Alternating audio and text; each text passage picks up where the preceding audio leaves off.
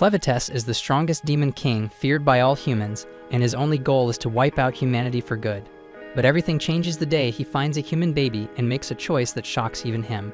From that moment, Clen hides his power and starts a new life, pretending to be some regular loser, raising the kid right in the middle of the world he once swore to destroy. But how long can a demon king hide his true nature? As the story begins, we see a young girl walking with her father out to the farm. When they finish, he calls her to follow him back home. She wanders around the house, spots a map of Edzi, and notices something odd. Right after the edge of the map, there are only dark spaces. Just their continent, then pure darkness, so she can't help but wonder why. Curious as always, she turns to her dad and asks what's beyond their city, a question even he can't answer. He sees the curiosity in her eyes and wants to give her an answer, but he can't because the truth is that he doesn't know either. So he tells her that every human, just like her, is born wanting to know more. But every time someone tries to enter that darkness, it ends in disaster. He explains that in those dark lands, there are 4 demons. Each one guards the west, east, north, and south of Ethia. Every team that's gone out to see what lies beyond has been wiped out, completely destroyed. She's shocked to hear this and wonders if it's really that dangerous, but still, it doesn't change how she feels. Her father tells her that until the demons are gone, no one can discover what's out there. Every problem should have a solution, but this one seems impossible. Then he explains that only heroes with special treasures have a chance. Only those with these legendary weapons can face the demons, and until the true hero appears, nobody can win. Instead of scaring her, this just makes her more excited. She dreams of being a hero, of fighting back. If she can get the Sword of Haydn, she'll be able to join the fight. When the heroes win, they'll finally see the world beyond the map and uncover what's hiding in those dark places. Years go by, and Alicia grows up. She's no longer a child, she's now one of the chosen heroes. She opens her eyes in the truck that's carrying her to the edge of the city. She grips the chain around her neck and tells her father the time has come, and she's ready to fight for her city. And she's not alone. Other heroes are heading out with her. As the journey continues, the group starts to talk and slowly introduce themselves along the way. There are a few notable figures among them, like Minarch, who carries the Golden Utopia treasure and simply says he doesn't know where he's from. They all look over at Alicia and ask her to introduce herself, clearly surprised to see a woman among their ranks. But Alicia doesn't bother to respond or say a word about herself. The carriage keeps rolling until they reach the edge of the territory, where Stefan, known for wielding the Pegasus treasure, warns the group that they're getting close. Some of the others quietly whisper among themselves that Stefan is actually the strongest one in the whole group, which is why he acts like he is the leader. Suddenly, the carriage comes to a stop, and the driver tells them it can't go any farther. Everyone prepares to get down, but before they'd even set foot on the ground, a sudden attack by demons catches them off guard, and in the chaos, several drivers are killed right away. Stefan yells for everyone to get out and fight back. They all rush out, and Stefan immediately divides the squad into smaller groups. The archers and lancers quickly jump into action, while Stefan tells the rest that he's going to team up with Alicia to take on the remaining enemies. Alicia, carrying the rock-swallowed treasure, joins Stefan in the battle. She's powerful and charismatic, but what stands out most is how sharp and aware she is of everything happening around her, never missing a detail. Then we see that standing on a mountain in front of them is one of the demon lords, who begins speaking about the world being born from chaos. He admits that if the world itself is born of chaos, then he must be as well, and maybe he's right. The fighting gets even more intense as all the heroes leap and push their way through hills and over rocky ground, making their way up to the top of the mountain. Stefan, excited and ready for the challenge, is determined to live up to his reputation as the most intelligent one among them. He tells the group that today is the day they'll be recognized as true heroes, and they have to prove to everyone who chose them that they really are strong enough.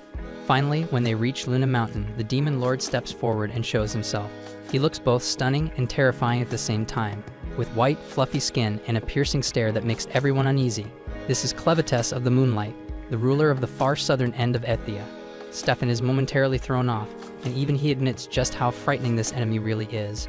But despite the fear, this is exactly what they came for. They're here on a mission, they're not alone, and together they're determined to make the legend a reality. But just as Stefan braces himself to attack, Clevatess suddenly launches a strike from a distance, hurling Stefan into the side of the mountain and killing him instantly. And unfortunately, that was the end of Stefan. Everyone stands there frozen, shocked as hell because Clevatess didn't even move an inch, and Stefan's already dead. One of the other heroes tries to step up and take charge, shouting at everyone to get it together and fight back. But Alicia isn't rushing in like the rest. She's scanning the mountain, looking for anything that might give them an edge. As the heroes get closer to Clevatess, he cuts them down one after another without taking a single step. Alicia quickly figures out what's happening. She shouts to the others, warning them that Clevatess is attacking with his shadows. If they want to survive, they need to stay away from the shadows. The group hesitates, not sure what to do, but Alicia doesn't wait. She starts leaping across the mountainside, running as fast as she can. The shadow follows her, and she's the first one who actually sees the attack coming and manages to fight back. Clevatess's eyes light up in surprise. Maybe this battle won't be as easy as the others he's fought before, but still it catches his attention. This is humanity, and for 1,000 years he hasn't faced humans, but from what he remembers, they should be weak, as fragile as insects. Yet what he sees now is different. They're strong, they're on a mission, and nothing seems to break their determination. He can't quite figure out what's driving them, but he wants to understand where their strength comes from. The heroes fight with everything they have, but Clevatess defeats them all. In the end, Alicia is the last to fall. As she's sent flying into the air, she closes her eyes, accepting her fate. She apologizes to her father for not making her dream come true, but not every dream is meant to happen, and hers is one of those that just wasn't meant to be. Meanwhile, in capital Hitterat, the people of the Haydn Kingdom go about their daily lives, unaware of the danger approaching. That's when Clevatess erupts from the mountain outside the city. Panic spreads as he appears. Everyone in the city is terrified, but Clevatess isn't interested in hurting them. He's only curious about what drives these people. He remembers that the ones who attacked him called themselves heroes sent by the king of Haydn, and now he plans to fight his way to the palace to reach the king. The villagers panic and run for safety while the knights rush into action, bringing out their archers to launch an attack. But Clevatess doesn't attack them in return. Instead, he soars above the rooftops, heading straight for the palace, determined to discover what lies at the heart of their resolve. The knights strengthen the security at the palace gates and fire a volley of arrows at Clevatess, but none of their shots come close to hitting him.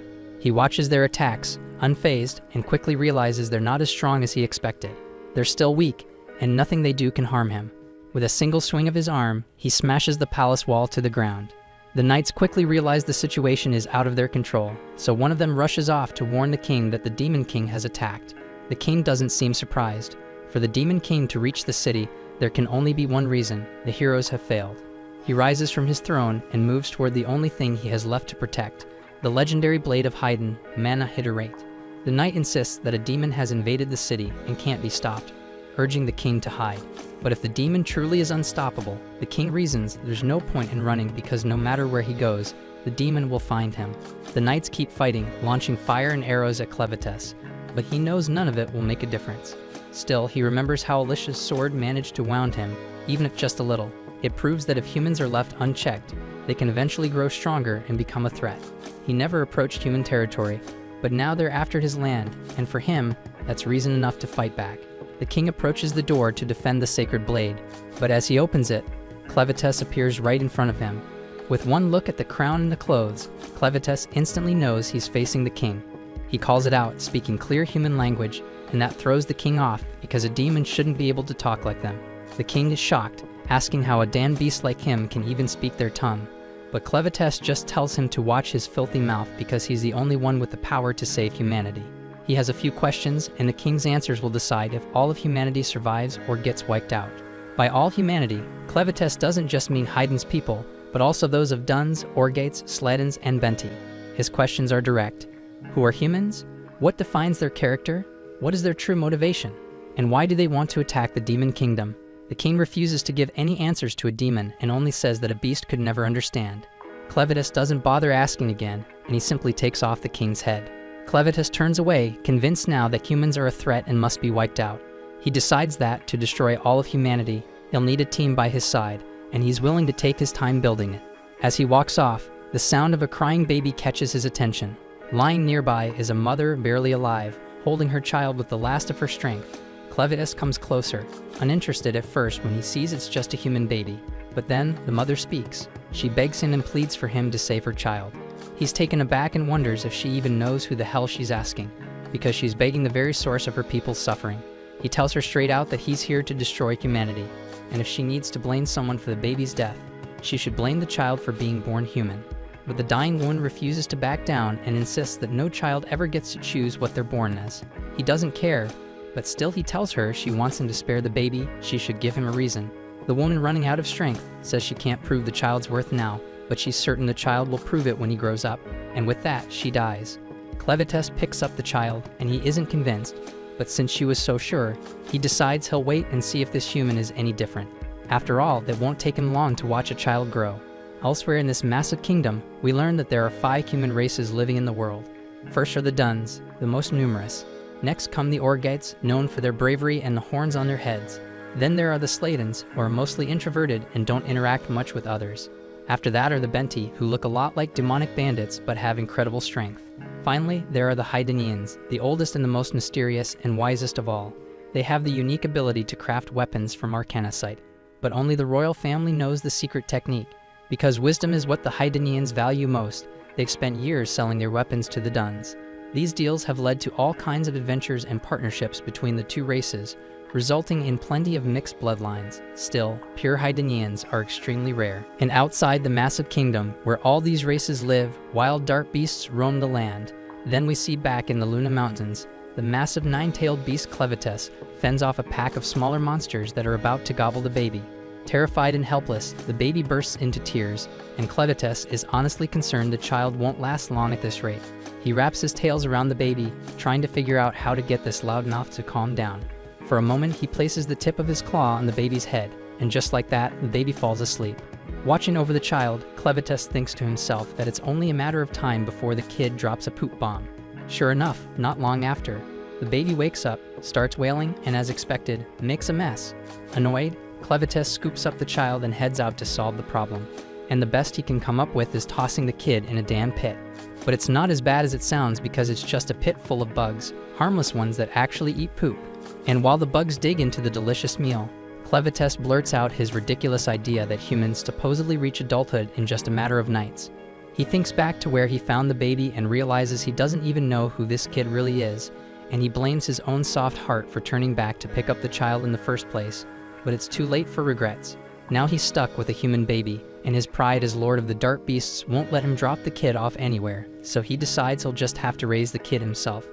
But he has no idea what the hell to do next. He knows he can't raise the child alone because humans need to eat, and he has 0 experience with this.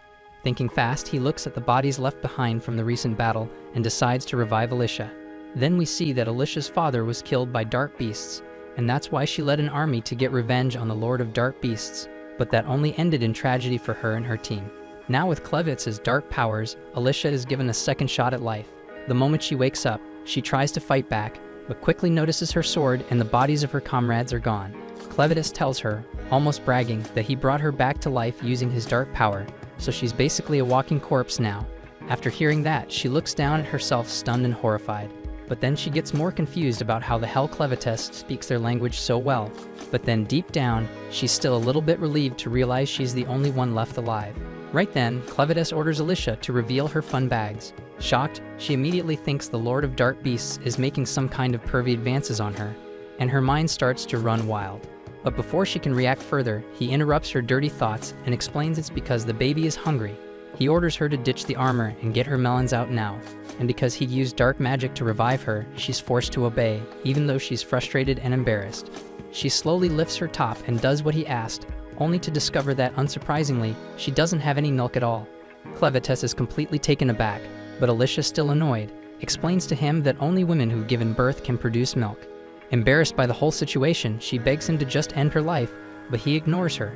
While they argue, the baby starts crying again, and instead of solving the problem, the two end up arguing about how Clevatess even found the child in the first place.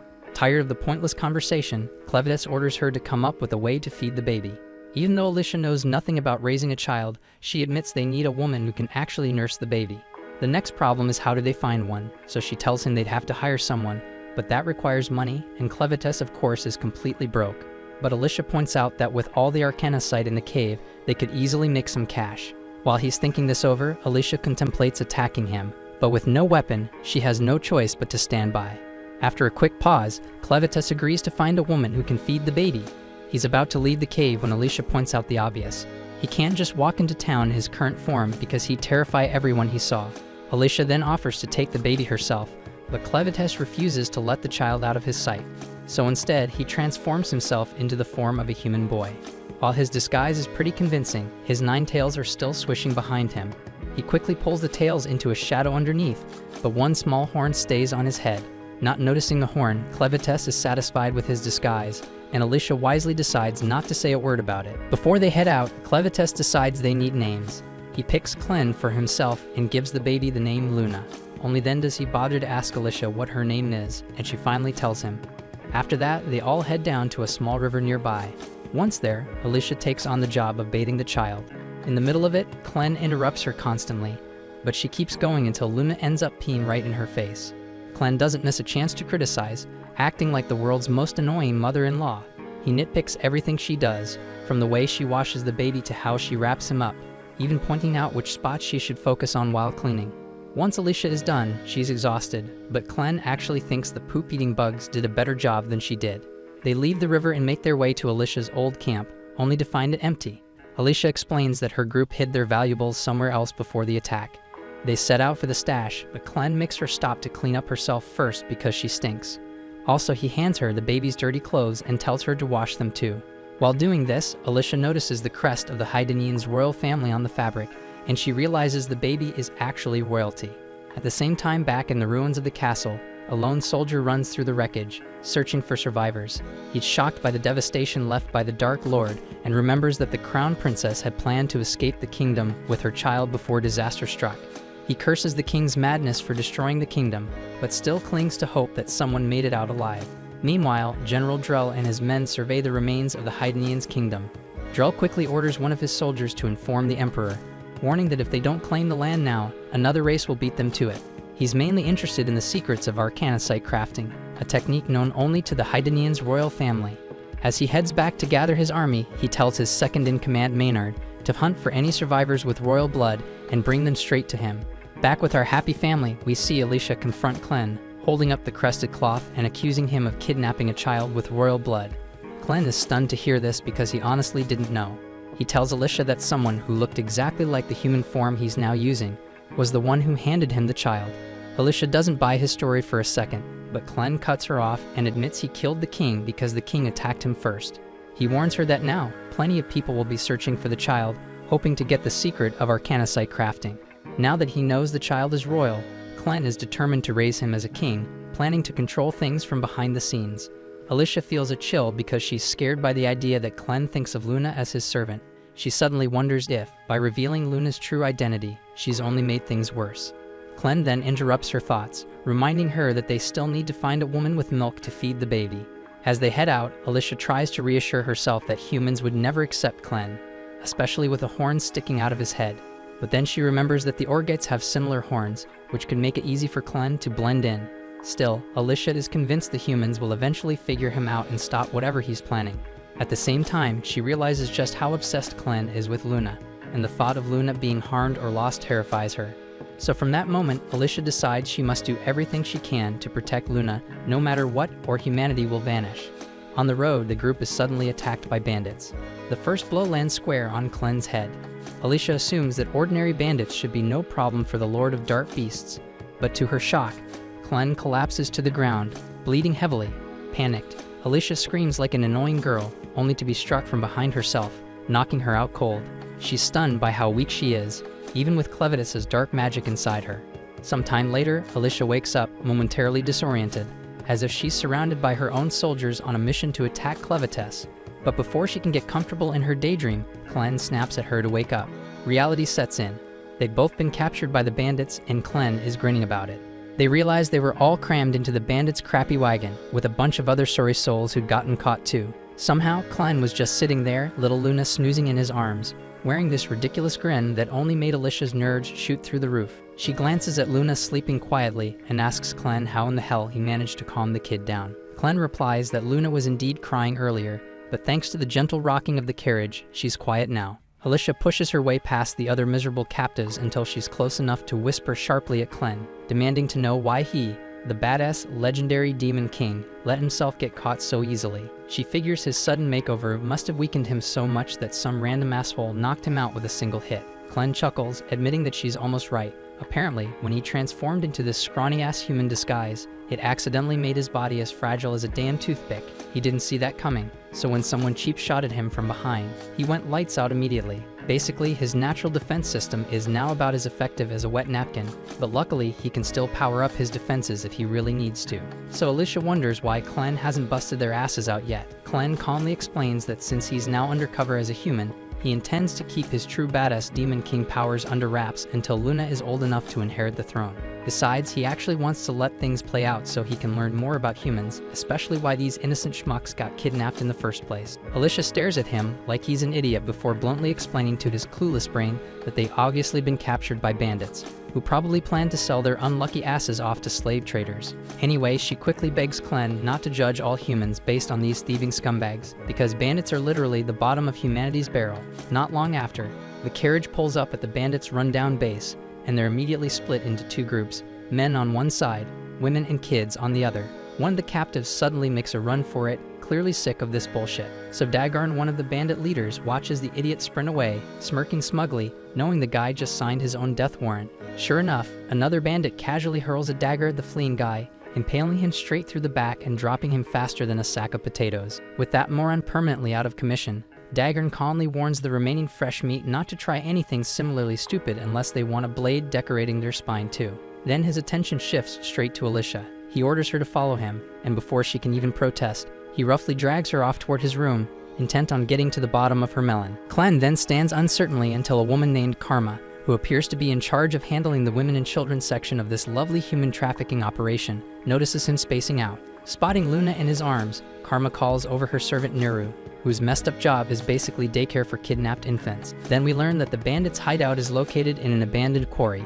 and deep at the bottom of this sketchy-ass pit lies a mysterious pool of water, and at the very bottom of that pool sits a legendary red blade. Of course, it's guarded by something nasty as hell, probably a monster strong enough to rip anyone's face off. Anyway, turns out Dagarn isn't exactly the creep I thought he was, because he just drags Alicia straight to Vroko, the asshole currently playing leader of the Crows in place of their real boss Zazak.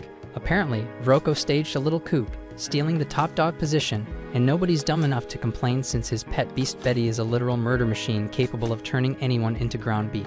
Alicia recognizes Betty immediately as a vicious western demon and is stunned that a dumbass like Vroko actually managed to tame it. Vroko casually chats with Betty, who complains that she's bored and wants to play with a human guy. With a twisted grin, Vroko tells her to help herself to either one of the unlucky bandit morons who brought Alicia over. But before Betty picks her unlucky chew toy, Vroko finally reveals why he summoned Alicia. Obviously, his goons snatched the magic crystals Alicia grabbed from Clen's crib, and Vroko knows exactly that they're from Mount Moon, the lair of Big Bad Clevatess. Considering this, plus the fact Alicia didn't immediately shit herself at Betty's presence, Vroko deduces she's one of the 13 heroes from Haydn sent on a suicide mission to take out Clevatess. Assuming Alicia was headed back to Haydn loaded with these crystals, Vroko decides to drop a bombshell. The royal capital of Haydn has already been annihilated by Clevatess. But this little apocalypse isn't exactly bad news for Vroko's crooked business. He proudly flashes a reddish sword, claiming it's a mana hiterite blade, which only Haydn royalty know how to craft. Of course, Vroko's sword is faker than a $3 bill, and the Crows have been scamming people left and right with these knockoffs. Now that the entire royal family has officially logged off permanently, the price of these phony mana hiterite swords has become extremely valuable. It's one hell of a money-making scheme, but Vroko's greedy ass isn't satisfied because he's after something even bigger. The purest, most legit hiterite swords crafted personally by Haydn's kings and handed exclusively to their heroes. Vroko confidently assumes all the other heroes have already gotten their asses handed to them by Clevatess, accusing Alicia of abandoning her crew to save her own skin. He demands Alicia spill where the hell her own weapon is, plus the weapons from her 12 despawned teammates. Alicia stays stubbornly silent, pissing Vroko off even more, so he orders Dagarn and Satch to drag her ass back to Clevatess' lair to find those valuable treasures. Dagarn, showing a rare spark of brains, suggests maybe it'd be smarter to have Alicia chase after another treasure they've been eyeing, but Vroko sticks to his guns, insisting on the original plan. Before sending them off, Vroko tells Dagarn and Satch they're free to warm up with Alicia however they like, making sure she won't cause trouble during the journey. At the same time, Clen's found himself working as a waiter at the shitty little inn run by Karma. Watching the bandits trying to flirt with Karma makes Clen silently gag, genuinely wondering how these sleazy bastards manage to exist without spontaneously combusting from their own shittiness. On the other hand, Neru is busy feeding Luna her legendary milk, while also doubling as a waitress, and sadly the customers constantly abuse the hell out of her. Clen patiently serves meat to these low-life thugs, impressing the idiots with his strangely obedient demeanor. Karma, however, feels uneasy around Clen. Everyone here just assumes he's some kind of ogre because of his horns, but his pale-ass skin and ice-cold killer stare don't quite fit that profile. Suddenly, two particularly disgusting bandits decide to harass Nuru, dragging her off somewhere private for their twisted entertainment. They spend all night torturing her, leaving her bruised and battered. But Neru stays quiet, silently enduring the abuse. And once those scumbags are finally done, she limps quietly back into the inn to feed Luna again like nothing happened. A few moments later, the same two bastards who brutalized Neru suddenly start feeling dizzy and weak as hell. Before they even realize what's happening, they straight up vanish from existence. Turns out Clen was behind their abrupt departure, quietly serving up some ice-cold justice for Neru. When Neru returns to Luna, she finds the kids safely in Clen's arms, totally clueless about what he just did to her tormentors. Her only concern is feeding Luna again, so she takes the baby and carries her gently to a nearby shed to nurse her in peace. Clen quietly follows her inside and sits down beside her, asking Neru to tell him about herself. He's curious if she's actually part of these crow assholes and what exactly their deal is. Neru hesitates for a second, unsure of how to explain, but Clen softly encourages her to continue talking, insisting he's genuinely interested in hearing her story and nothing more. Neru quietly begins to spill her tragic backstory, revealing that she's spent her whole miserable life stuck in this shithole, with no identity beyond being a member of the Crows gang. She never knew her father and only vaguely remembers her mother. As a kid, all she ever saw was her mom's back, and she learned early that her mother was basically just a serf, having caught glimpses of cruel people treating her badly. When she was 12, her mom suddenly disappeared without a trace. Neru never found out whether her mom died or just bolted to escape this hell, but she quickly learned what her mother had shielded her from. The same night her mother vanished, some of the crows stormed into her room while she ate and harmed her severely. From then on, life turned into a relentless nightmare. The vicious men slapped her daily, treating her worse than livestock, until Karma eventually stepped in. Karma took pity on Neru, bluntly explaining that if she learned to make them happy, they might actually leave her alone for a bit.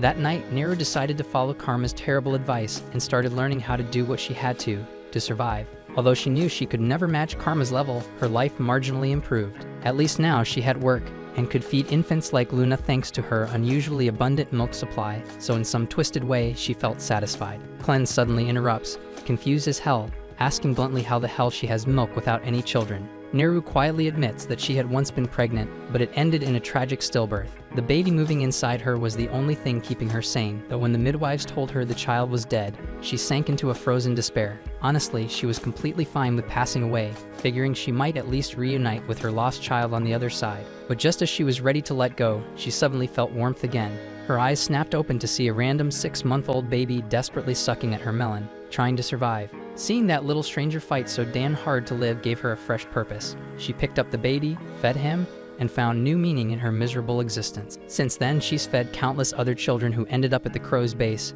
each one reminding her that her life had value. She confesses she even tried twice more to have kids of her own, but both times ended in heartbreak. By now, Clen's had enough of this sob story, bluntly telling her to shut up already, and out of nowhere, he asks Neru if she wants to follow him as Luna's personal wet nurse. He insists he's not trying to take her or anything weird, but he also can't think of a damn reason not to bring her along. Plus, Luna clearly likes her, so it definitely saved him from dealing with Luna's crying tantrums all day, making it a total win for him. Luna gently taps Neru as if urging her to come with them, and Clen bluntly repeats his offer. He asks if she'd prefer becoming Luna's personal wet nurse, or if she'd rather stay here getting used and harmed by these filthy bandits. Neru hesitates. She knows damn well it's a once-in-a-lifetime opportunity, but as far as she knows, Clen is just another slave, and hitching her hopes to him feels short-sighted as hell. She quietly admits she wishes things were different, but tells Clen she can't go with him. She gently explains that as long as he's a slave too, she can't trust he'll be able to protect her. Plus, there are plenty of other helpless kids here who depend on her for survival.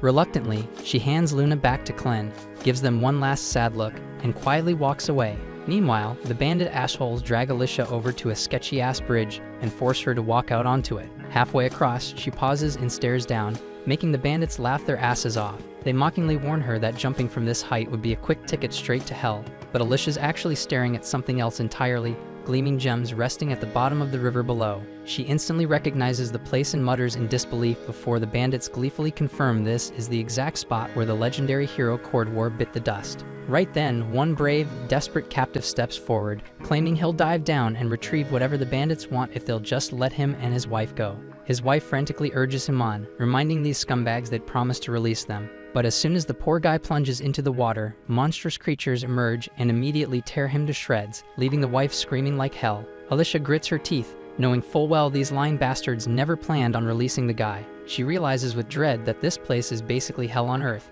infested with Arvensis, horrific monsters that flooded into their world 300 years ago. Back then, people at least had solid ground to fight on, but even Cordwar, the strongest hero of his time, couldn't handle these nightmare creatures. His legendary sword, the Stream Splitter, remains down in that cursed river to this day. And now these greedy bastards want someone stupid enough to retrieve the sword, even though it's clearly impossible. Furious, Alicia calls out the bandits for being complete scumbags, knowing full well they deliberately sent the poor guy to his death without even bothering to tie his rope properly. They snap back at her, reminding her she's not here to lecture them, and the bastard who's going to discipline her is already waiting. Alicia turns to see the disgusting thug Fido jump onto her bridge, openly leering at her and loudly fantasizing about stripping her. But before Fido can even lay a finger on her, Alicia suddenly breaks one of her own hands to slip free, snatches the sword from him like a damn boss, slices through the bridge ropes, and leaps off into the air. As she plummets toward the ground below, she mutters under her breath, desperately hoping Clan wasn't bullshitting when he assured her she wouldn't die. The group then nervously gazes down, terror rapidly overwhelming them as they catch sight of Alicia's unmoving body at the bottom. So it dawns on them instantly, with a chilling sense of despair, that their only clue for recovering the mysterious 13 regalia weapons has just become mincemeat. At the same moment on the ground below, Alicia wakes up, her immortality curse placed by Clevatess bringing her back to consciousness. While she can't die due to the curse, it doesn't grant any regenerative powers, leaving her completely immobilized from the neck down, with absolutely no damn idea how to proceed. Every bone in her body feels shattered, and substantial blood loss makes it impossible for her to move on her own. She knows that remaining undiscovered by the bandits is crucial, so she desperately struggles until her spilled blood begins floating upward,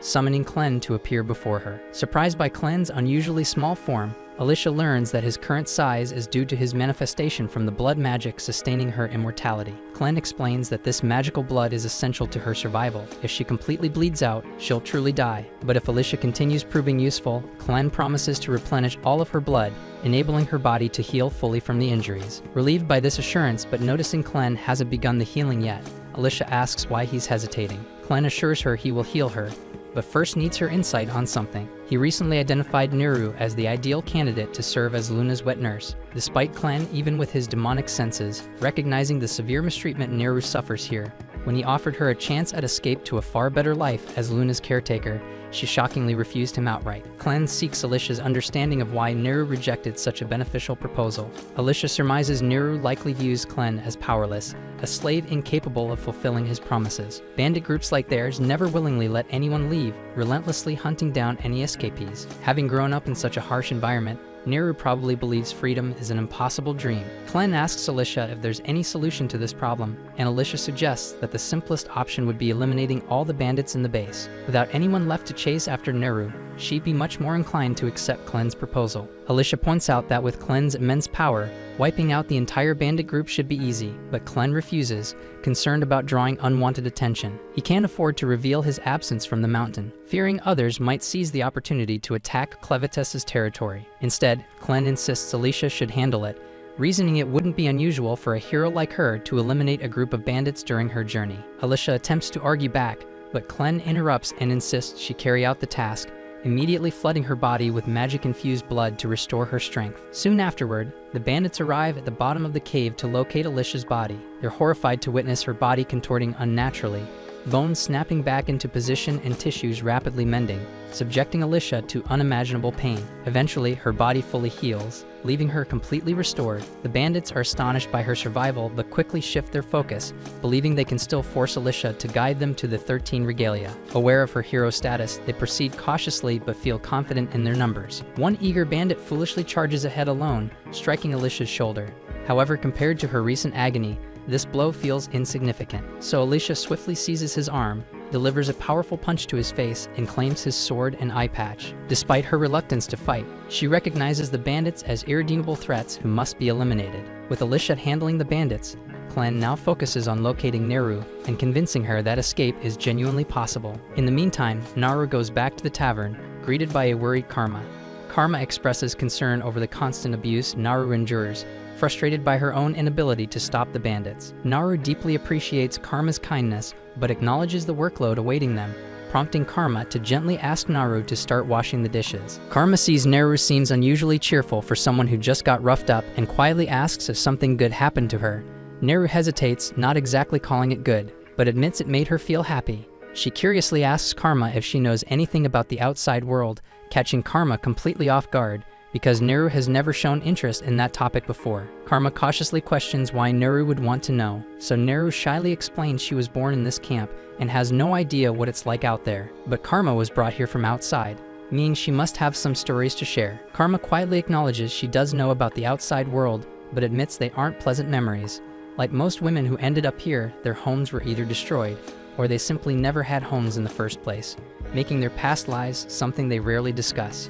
Curious and a bit concerned, Karma asks why Neru suddenly cares about the outside, so Neru innocently replies that someone asked if she wanted to leave. Instantly furious, Karma slaps the shit out of her and scolds her harshly for saying something so dangerous out loud, especially with bandits still hanging around the tavern. To these bandits, they're disposable slaves who can be tossed aside whenever they're no longer usable. This is why all the girls had always stuck together and looked out for one another. And if Neru wants to survive here, she can't afford to say such careless things like that. Right at that tense moment, Vroko walks into the tavern, clearly having overheard their conversation, instantly making Karma anxious about what might happen next. Nervously, she tries to act casual, asking Vroko what brings him down here since he rarely visits the tavern. Vroko calmly replies he's heard there's a baby around and came to check on it. Karma quickly nudges Neru, asking her to tell Vroko where Luna is. Neru casually says the baby was in the stables last time she checked, and Vroko announces he'll go take a look himself. However, just as he's about to leave, Vroko suddenly orders Neru to come with him, and Karma's blood immediately runs cold. She can tell by his tone exactly what that means, and it can't possibly be good. Karma desperately tries to speak up for Neru, but since she holds no power here, there's nothing she can actually do. Neru, clueless about what's awaiting her, obediently follows Vroko. Once they're gone, Karma angrily slams her hands on the table, overcome with guilt and frustration. Neru was the only one around who could feed the babies, but Vroko clearly didn't care less. Karma tries convincing herself there's nothing she could have done and bitterly tells herself that Neru brought this fate upon herself by openly talking about escape in front of Vroko. But no matter how much she rationalizes it, she can't shake off the heavy guilt weighing down her heart. Right then, Clen walks in carrying Luna, startling Karma since she hadn't heard him approach. She quickly calms down, figuring he must have come by to let Luna nurse. Regretfully, Karma tells him that Neru was taken away and likely won't be returning. She hates it, but that's just how things are around here. Clen doesn't understand what Karma means and demands she clarify immediately. Seeing the intensity in Clen's eyes, Karma quickly realizes he's dead serious about ensuring Neru's safety. At the same time, Vroko guides Neru down a hidden stairwell into an area she never knew existed. Despite spending her whole life in this camp, Neru is fascinated as Vroko explains that these tunnels were once part of a massive magic ore mine. Magic ores have tons of applications. Even the lamp Vroko carries is powered by magic ores blended with insect oil to create its flame. Before turning into a bandit, Vroko spent a lot of time researching magic ores and how to mix them with different liquids to produce unique effects. And as he casually mentions this, Neru notices skulls scattered on the floor, but Vroko, with a wicked smile, dismissively claims they're merely rat bones, assuring her it's nothing to worry about. Suddenly, Vroko extinguishes the lamp, plunging the tunnel into complete darkness. Neru instantly panics, desperately begging him to turn the light back on. Vroko calmly complies, and when the flame flickers back, Neru is horrified to discover Betty, Vroko's pet monster, towering right behind her, looking so damn hungry. Proudly, Vroko explains his research led him to a special mixture that grants control over demons like Betty. This discovery is precisely why he's now the leader of this ruthless bandit gang. And as the leader, he can't afford to let someone like Neru live after openly expressing her wish to escape. Thus, he's decided that Betty will handle Neru's execution personally. Reality hits Neru hard as fear surges through her, and she frantically tries to escape. So Vroko coldly gives Betty the order, and the monster swiftly begins pursuing Neru. As Neru stumbles and struggles to flee, she bitterly recalls Clen's earlier offer. She deeply regrets rejecting it, knowing that if she'd said yes, things might have ended differently. Right then, Neru notices Clen standing at the far end of the tunnel holding Luna, and her heart breaks as she realizes she'll never be able to care for Luna again. Usually, this is exactly when Clen would heroically save her, but unfortunately, Neru gets swiftly devoured by Betty, swallowed whole, and seemingly gone forever. Luna immediately bursts into tears after witnessing such a horrific sight, but Clen gently comforts her, explaining this is simply how the world works. Magical beasts have to eat too, so blaming Betty is pointless. If anyone is at fault, it's Clen himself for arriving too late. He's genuinely frustrated at losing someone as valuable as Neru, but there's nothing he can do now. Clen then calmly shifts his attention toward Vroko, puzzled at how a proud troll from the western forest could ever serve a weakling fat dwarf with a buck-toothed face like him. Vroko is completely stunned by Clen's audacity to insult him at a time like this. He's also baffled about how Clen even reached this place, but ultimately, it doesn't matter. Angry, he commands Betty to consume Clen as well, but shockingly, Betty refuses to move. Vroko looks up at his usually obedient monster, only to be met with a sight he's never seen before. Betty trembling in pure terror. In fact, she's so frightened that she involuntarily vomits up Neru, who emerges badly burned by stomach acid and missing both an arm and a leg. Despite the horrific injuries and disfigurement, Neru somehow clings to life. Without hesitation, Clen swiftly neutralizes the acid covering Neru's body and gently places Luna beside her, letting him offer comfort during her final moments. He then discreetly sends one of his shadows to quietly carry both Luna and the severely injured Neru away, while Vroko is distracted. When Vroko turns back to confront Clen again, he's utterly shocked to discover that Luna and Neru have disappeared. Confused and enraged, Vroko assumes Clen must have used some form of magic. But amusingly enough, Clen himself has absolutely no idea what magic even means. Vroko assumes Clen is pretending not to know what magic is, because magic is the only possible explanation for all the weird stuff he's been doing. Basically, magic involves mixing magic stones with other strange ingredients to create special effects. For example, this weird drug hidden in Vroko's coat is made from magic stones, a few rare herbs, and the larva of a nasty parasitic fly. When someone inhales it, they become dumb as hell.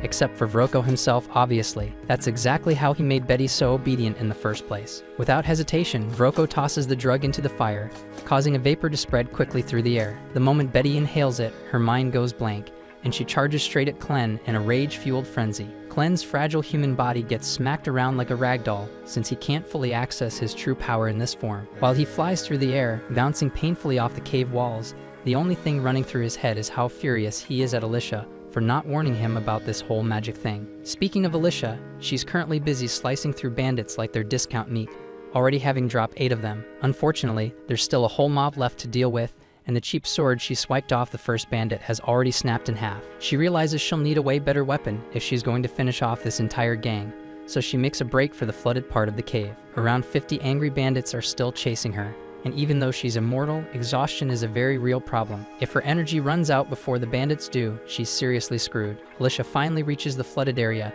There's already a pack of hungry monsters swimming at the surface, ready to snack on her. Jumping straight in would be suicide, so instead, she rushes up the wooden scaffolding, luring as many bandits after her as possible. Once a big group has followed her up, Alicia swiftly slices the ropes holding the scaffolding together, sending the screaming bandits crashing into the water below. With so many bandits suddenly flailing in the water, the monsters lose their minds and start tearing into them, enjoying a full-on buffet. While everyone is busy getting eaten, Alicia hides herself inside a nearby barrel.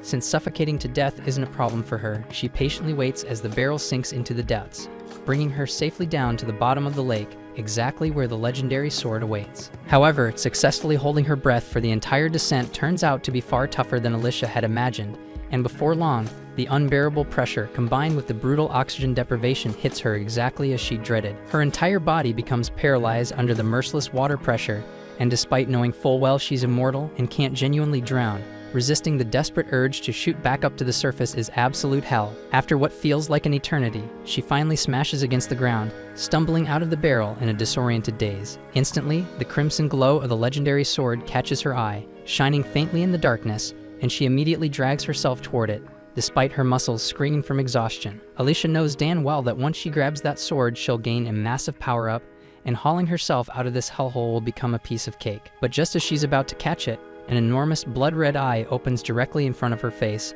and only then does it dawn on Alicia that she's not actually standing on the lake bed, but right on the goddamn back of a colossal monster, which has just woken up thanks to her clumsy landing. The huge beast starts rising from its sleep, throwing Alicia around like a ragdoll in the violent currents. It hits her that this abomination is exactly why the legendary hero bit the dust down here. But she's not about to lose her focus now. Frantically, she lunges once more toward the sword, desperate to grasp its hilt. But right then, the enormous creature opens its cavernous mouth, creating a powerful suction that threatens to swallow her whole.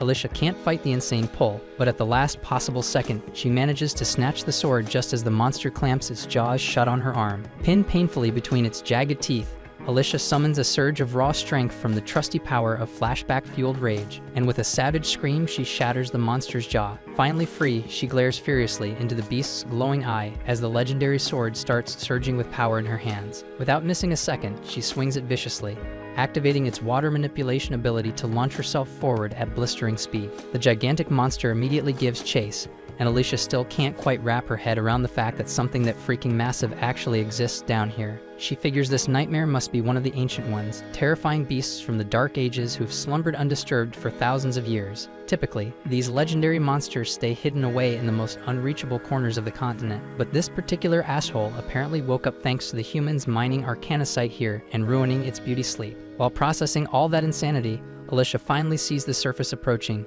but the smaller monsters lurking there notice her as well. She's painfully aware that she'll need oxygen immediately if she's gonna have any chance of winning this messed up fight, but those hungry little bastards are already blocking her path. With a swift swing of her sword, Alicia propels herself upward, brutally slicing one of the beasts in half, and finally breaches the water's surface. The bandits stare in absolute disbelief, completely losing their shit at seeing Alicia alive again, but before she can even fully catch her breath, the enormous monster erupts out of the lake behind her. The sight of it sends the remaining thugs into a hysterical frenzy, and immediately the Ancient One unleashes hell, whipping out its massive tentacles and smashing everything in its path. Alicia has no choice but to dodge frantically and pull back, since even her best hits barely scratch the surface of this behemoth. It hits her quickly that even a legendary hero like her has no real chance going solo against a monster of this insane scale. Fortunately, the Ancient One decides to take out its rage on the panicked bandits instead, devouring most of them instantly. And the handful unlucky enough to escape its jaws end up shredded by the monster fish, leaving nothing but chum in the water. So Alicia figures her job here is officially done. Just then, she hears Clen's voice echoing in her head and glances around, searching for the bastard. He quickly tells her he's talking to her through telepathy, adding that while he can't clearly see what happened, the bloodbath he's sensing all around means she's obviously completed her mission. Alicia explodes at him through their mental link, cursing him out for not helping her when she was fighting for her damn life, but Clen shuts her off, calmly saying he's dealing with his own shitshow at the moment. Alicia struggles to imagine anything that could trouble someone like a demon lord, but Clen explains he's facing some weird technique he's never encountered before, and this human form he's wearing sucks way more than he expected. He complains that Alicia conveniently forgot to mention magic's existence to him, promising her that once she returns, he'll punish her accordingly.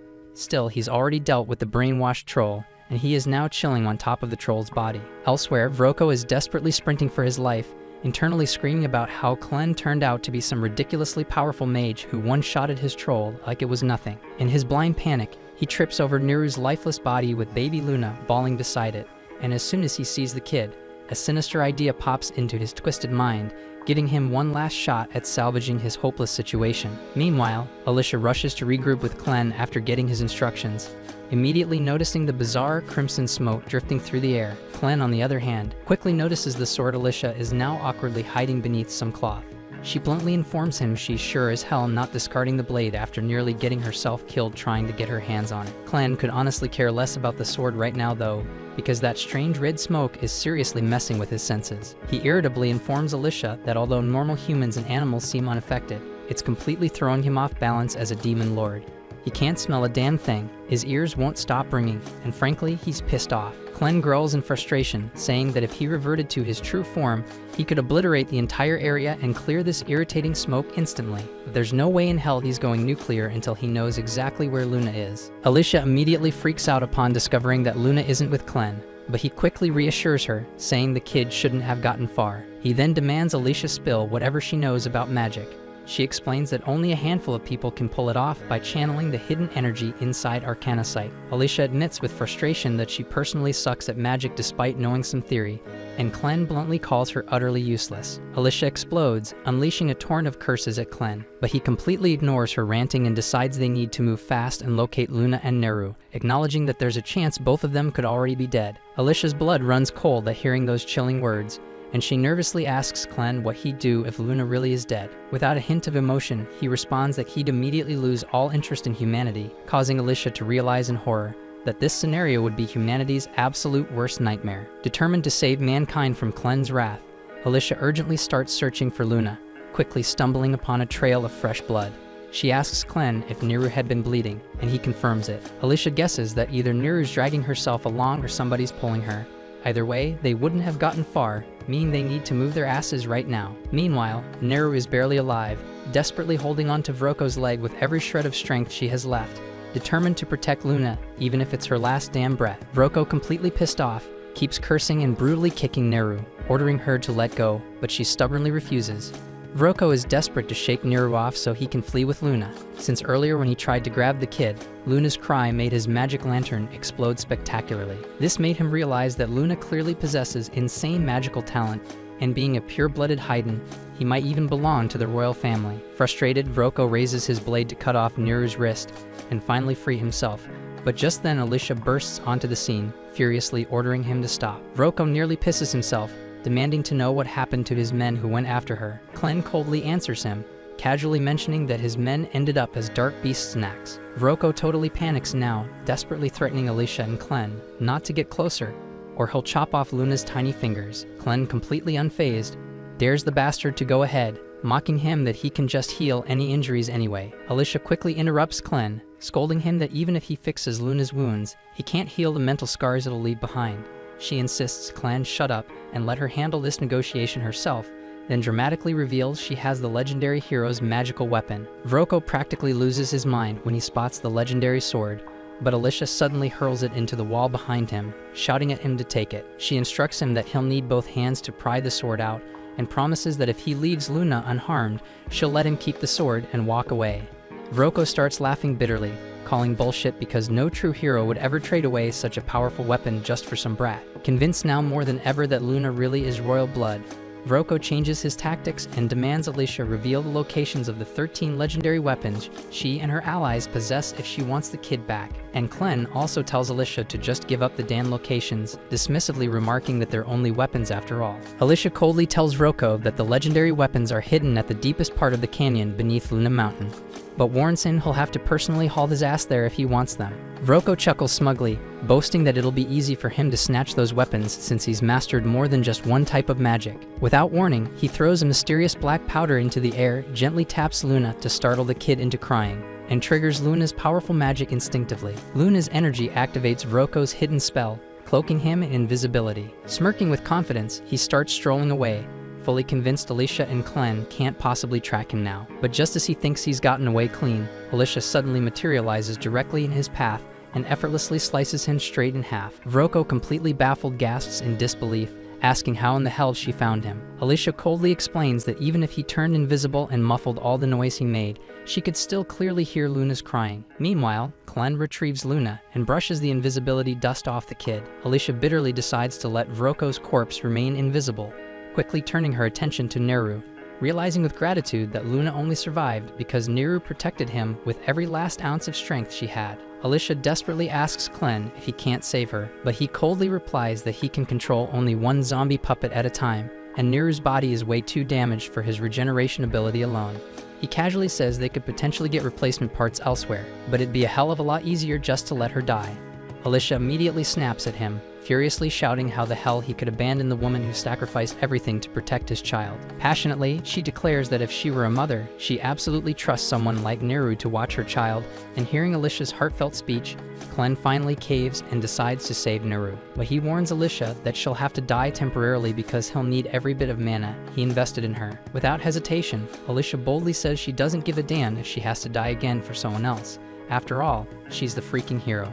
So Clen takes her words at face value, instantly kills her. Moments later, Neru awakens, utterly confused as she realizes she's somehow still alive. Even more shocking, she discovers her body's been completely reconstructed by Clen during the healing process. Neru hesitantly asks if he's the one who saved her life, and Clen casually confirms it, adding that she should really be thanking the hero.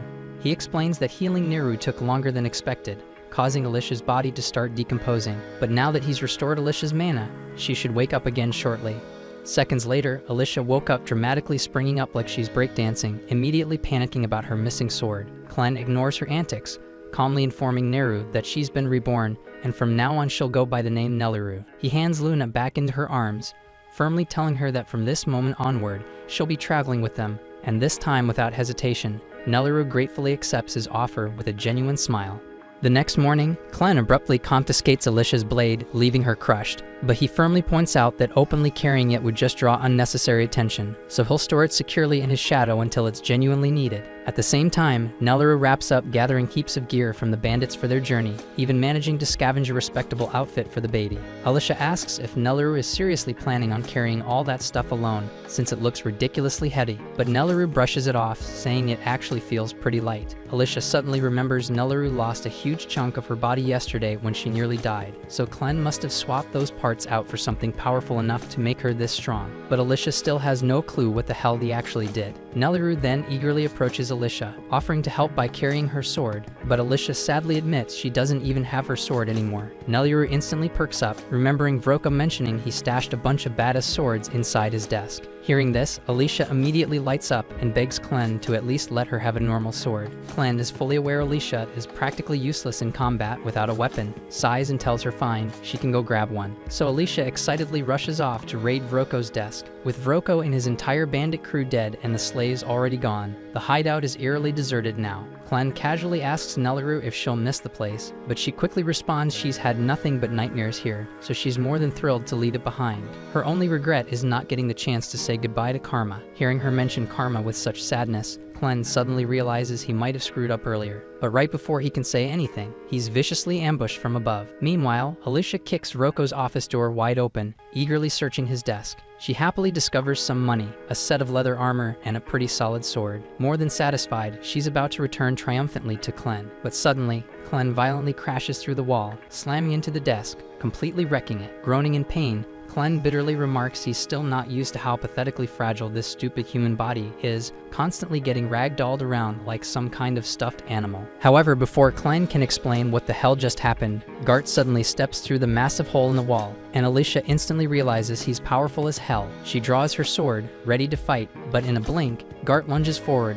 delivering a kick so powerful that the sheer air pressure slices Alicia's cheek open. Gart is mildly impressed that Alicia managed to react fast enough to dodge, but he figures she won't last long, immediately launching into a ruthless barrage of kicks until Alicia stumbles. He then jumps back, unleashing a violent gust of wind that blasts Alicia straight through the roof and out of the building. Alicia crash lands outside, and Gart is again genuinely surprised she can still stand after that hit, so he calmly offers her a deal. He says he's only after Clen. If Alicia drops her sword and leaves right now, he promises he'll stop fighting her. But Alicia doesn't trust a word Gart says, convinced he's just another surviving bandit. She bitterly wishes she had her stream splitter sword right now, but since that's not happening, she'll have to rely on one of Hayden's techniques instead. Clearing every useless thought from her mind, Alicia narrows her focus until the only thing she's thinking about is slicing Gart to pieces. With her mind crystal clear, her movements become much more precise, and she suddenly darts forward with a shocking burst of speed. Gart is caught completely off guard by Alicia's sudden acceleration, and just as her blade is about to land,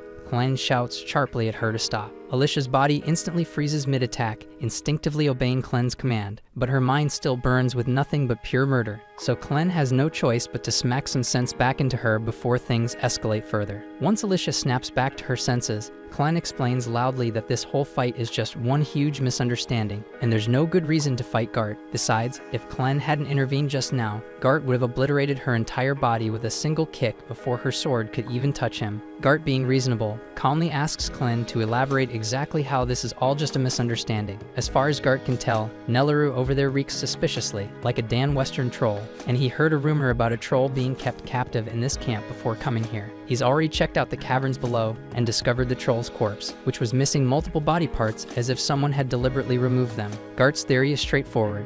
Clen must be the leader here, and he probably killed the troll just for fun, but that's about as far from the truth as it gets. Clen then calmly asks Nelleru to grab Luna and wait by the front gate since he has some business to sort out with Gart privately. As soon as she's gone, Clen casually turns to Alicia and bluntly reveals that Gart is actually a dark beast in disguise. Alicia's jaw practically hits the floor since she had absolutely no clue there were other dark beasts who could transform into humans, but Clen calmly tells her Gart's merely under a seriously powerful illusion. As far as Clen's aware, there's only one being strong enough to pull off illusion magic of this level, and it's Zathir, the dark beast lord of the West himself. And just for the record, Clen absolutely cannot stand Zathir and would really rather not deal with him at all. Gart, stunned by how accurately Clen identified him after such a brief encounter, demands to know who Clen truly is. Not wanting to expose his actual identity, Clen smoothly lies, claiming he's merely a servant of the dark beast Lord Clevatess. Gart buys the story immediately and dispels his illusion magic, revealing his true form as a monstrous bird serving under Zathir. Having shown his real form,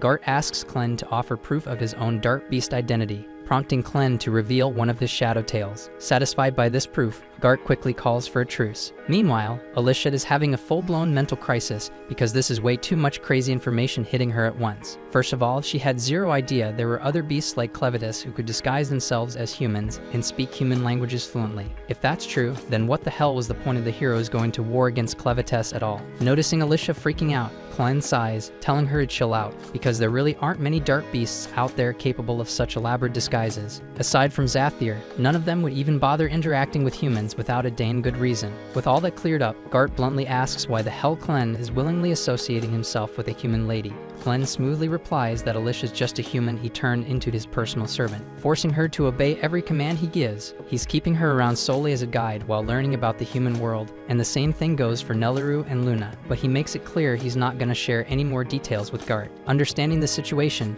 Gart decides he won't pry any further, but firmly states that if Clen interferes with his assignment, he'll have no choice but to exterminate him. Clen smirks confidently, telling Gart he's more than welcome to try, but taking him down won't be easy at all. However, since Clen just answered Gart's questions, he decides it's his turn to ask something. Previously, Gart said Zathir was considering wiping out all humanity, but Clen finds that pretty damn weird. From what he remembers, Zathir always loved observing humans, and even the Orgites in the West worshipped him like a freaking deity. So why the sudden desire to annihilate humanity? Gart sighs and agrees to explain. He tells them that 3 days ago, he discovered several dark beasts in the West had their children vanish without a trace. Normally, something like that wouldn't be too suspicious, but he also found a strange vial near the scene, strongly hinting that humans were somehow involved. Gart immediately informs Zathir about this incident, as well as 9 others just like it. Zathir reluctantly admitted humans must be responsible, expressing shock that they'd betray her trust like this despite all the goodwill she'd shown them. Enraged, Zathir ordered Gart to investigate further, and if he confirmed humans were indeed kidnapping the dark beast's children from the forest, she completely wiped them from existence. Clen contemplates this for a moment and suddenly realizes there might actually be a connection between the dark beast kidnappings and the bandits. The night before, during his interrogation, Karma revealed that every child born in this camp was sold off to a mysterious group due to their special talent, exactly what Vroko intended to do with Luna. Clen suspects there's gotta be some link between the kidnapped dark beast children and the humans buying these kids. Given the mention of talent,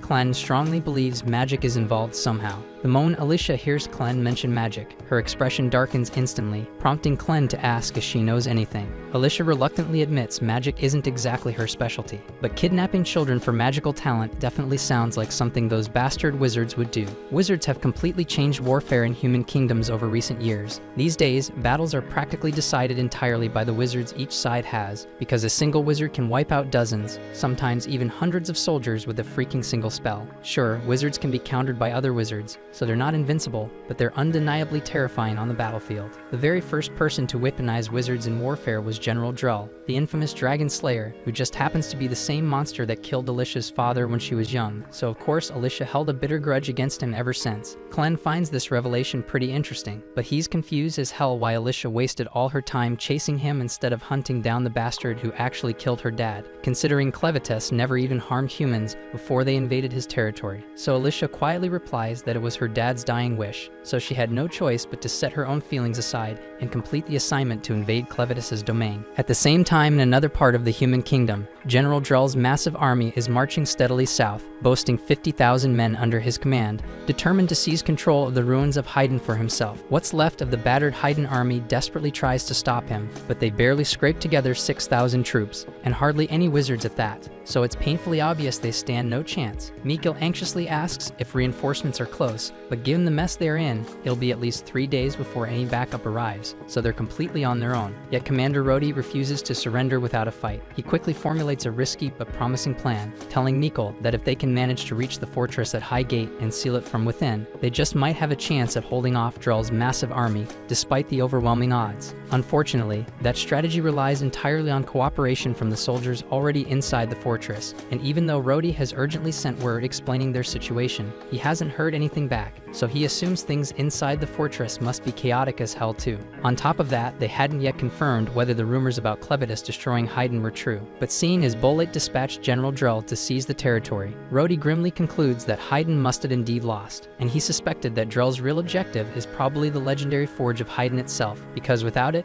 creating magical weapons would be impossible. Mikkel nods gravely, agreeing it'd be a complete disaster if Bolate got their greedy hands on the forge, crafting deadly magical weapons for their army. But the reality is even worse. The Royal Forge of Haydn is one of the oldest and most powerful magical artifacts ever created. If those magic-obsessed Bolates managed to obtain it, who knows what dark secrets they'd uncover. And with that kind of power, conquering the entire continent would be child's play. So Rhodey sternly concludes they must prevent that nightmare scenario at all costs. Elsewhere, General Drell meets privately with Maynard, the most powerful wizard under his command. Maynard reports he's now confirmed that Haydn has definitely been obliterated by Clevatess, and tragically, every member of the royal family was verified dead. Well, almost all because the 6-month-old crown prince somehow escaped. He's the last remaining royal heir, but his whereabouts remain anonymous, so Maynard can't yet verify if the child's alive or dead. In better news though, Maynard reveals he's received a report from some bandits who discovered a baby matching the prince's description exactly. Maynard insists it's worth looking into,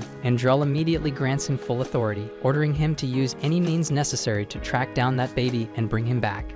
Not long after, Clen and the group rolled into a nearby town, and while Alicia went off to scout for information, Nelliru took the opportunity to brew Clen a cup of coffee.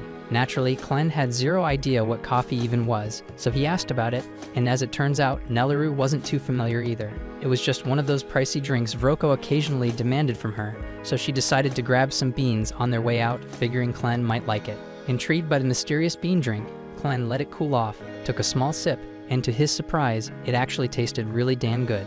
Nelliru's happy he liked it, but there's something that's been nagging at her. She finally asks what happened to that sketchy guy who attacked Clen back at the camp, the one who mysteriously dipped without a trace. Clen explains that after Gart learned about wizards and magic from Alicia, he said he was heading off to report back to his master, so they won't be seeing him for a while. Still, Clen assures her that even if Gart shows up again, he probably won't cause trouble because the dude's not suspicious of them anymore. Right then, Alicia comes sprinting up the hill looking like a walking red flag. She's got bad news. The situation in Haydn has gone completely off the rails. The neighboring country of Bolate has smashed through the border and launched a full-scale invasion. Haydn is trying to fight back, but with the king dead and the capital already destroyed, their chances of winning are basically non-existent. The country of Estlin apparently tried to stall Bolate's advance, but it didn't do much in the end. Clen, still trying to piece all this together, asks why Estlin would even bother helping Haydn when they're not directly involved. Alicia explains that Estlin and Bolate have been at each other's throats for years, and even though Estlin's currently the weaker nation, they can't afford to let Bolate get their hands on the Haydn Forge. If Bolate managed to claim that, they'd become practically unstoppable. But even if they did capture it, they wouldn't be able to use it properly without someone of royal blood. But the real issue is that Haydn is completely outmatched, and thanks to Clen's offing their king, Haydn no longer has any decent sorcerers or leadership left. And at this pace, it won't be long before Haydn gets completely brushed off the map. That all sounds like a massive headache, but Clen honestly doesn't get why he should care because his only goal is to make Luna king. Whether Bolate burns Haydn to the ground or throws a party in the capital, it's none of his business. But Alicia cuts in, telling him it actually does matter, because if Haydn falls under Bolate's control, Luna's dream of becoming king goes straight into the trash. Under Bolate rule, only citizens born in Bolate can take the throne, and let's be honest, Luna looks 100% pure-blooded Haydnite, so that alone would make him an outcast, if not a target. Worse, pure-blooded Haydnites aren't just rare, they're valuable. Their blood is literally the key to refining arcanocite efficiently, and with a psycho like Drell leading Bolate's army, there's no telling what horrors he'd unleash to get his hands on someone like Luna. Alicia knows this firsthand. Drell was the man who killed her father, and not because they were enemies or anything like that. No, they used to be tight. But since her dad was considered one of the most elite swordsmen in the land, Drell showed up years after the guy retired just to challenge him and prove he was better. And when he won, he looked Alicia dead in the eyes and blew up her house for no reason other than pure malice. Alicia was burning with rage, ready to grab her father's sword and avenge him right then and there, but her father stopped her. because he knew Drell would kill her on the spot if she even tried. With his dying breath, he begged her not to go down the path of revenge. He warned her it would only lead to endless war and suffering. Instead, he asked her to become a hero, someone who saves people, not someone who destroys. He promised he'd always be watching over her, and she never forgot. Now with Bolate sweeping through Haydn like wildfire, Alicia tells Clen that the only way to ensure Luna's future is to stop them, drive them out, and crush Drell's ambition before it burns everything down. Clen knew she was right. Deep down, he could see the logic in it, but he still hated the irony. Here he was, about to protect the very place he once swore to destroy, and that thought annoyed him more than he expected. Still, Alicia's relieved that he's willing to step in. She says she'll get ready to head out, but Clen stops her.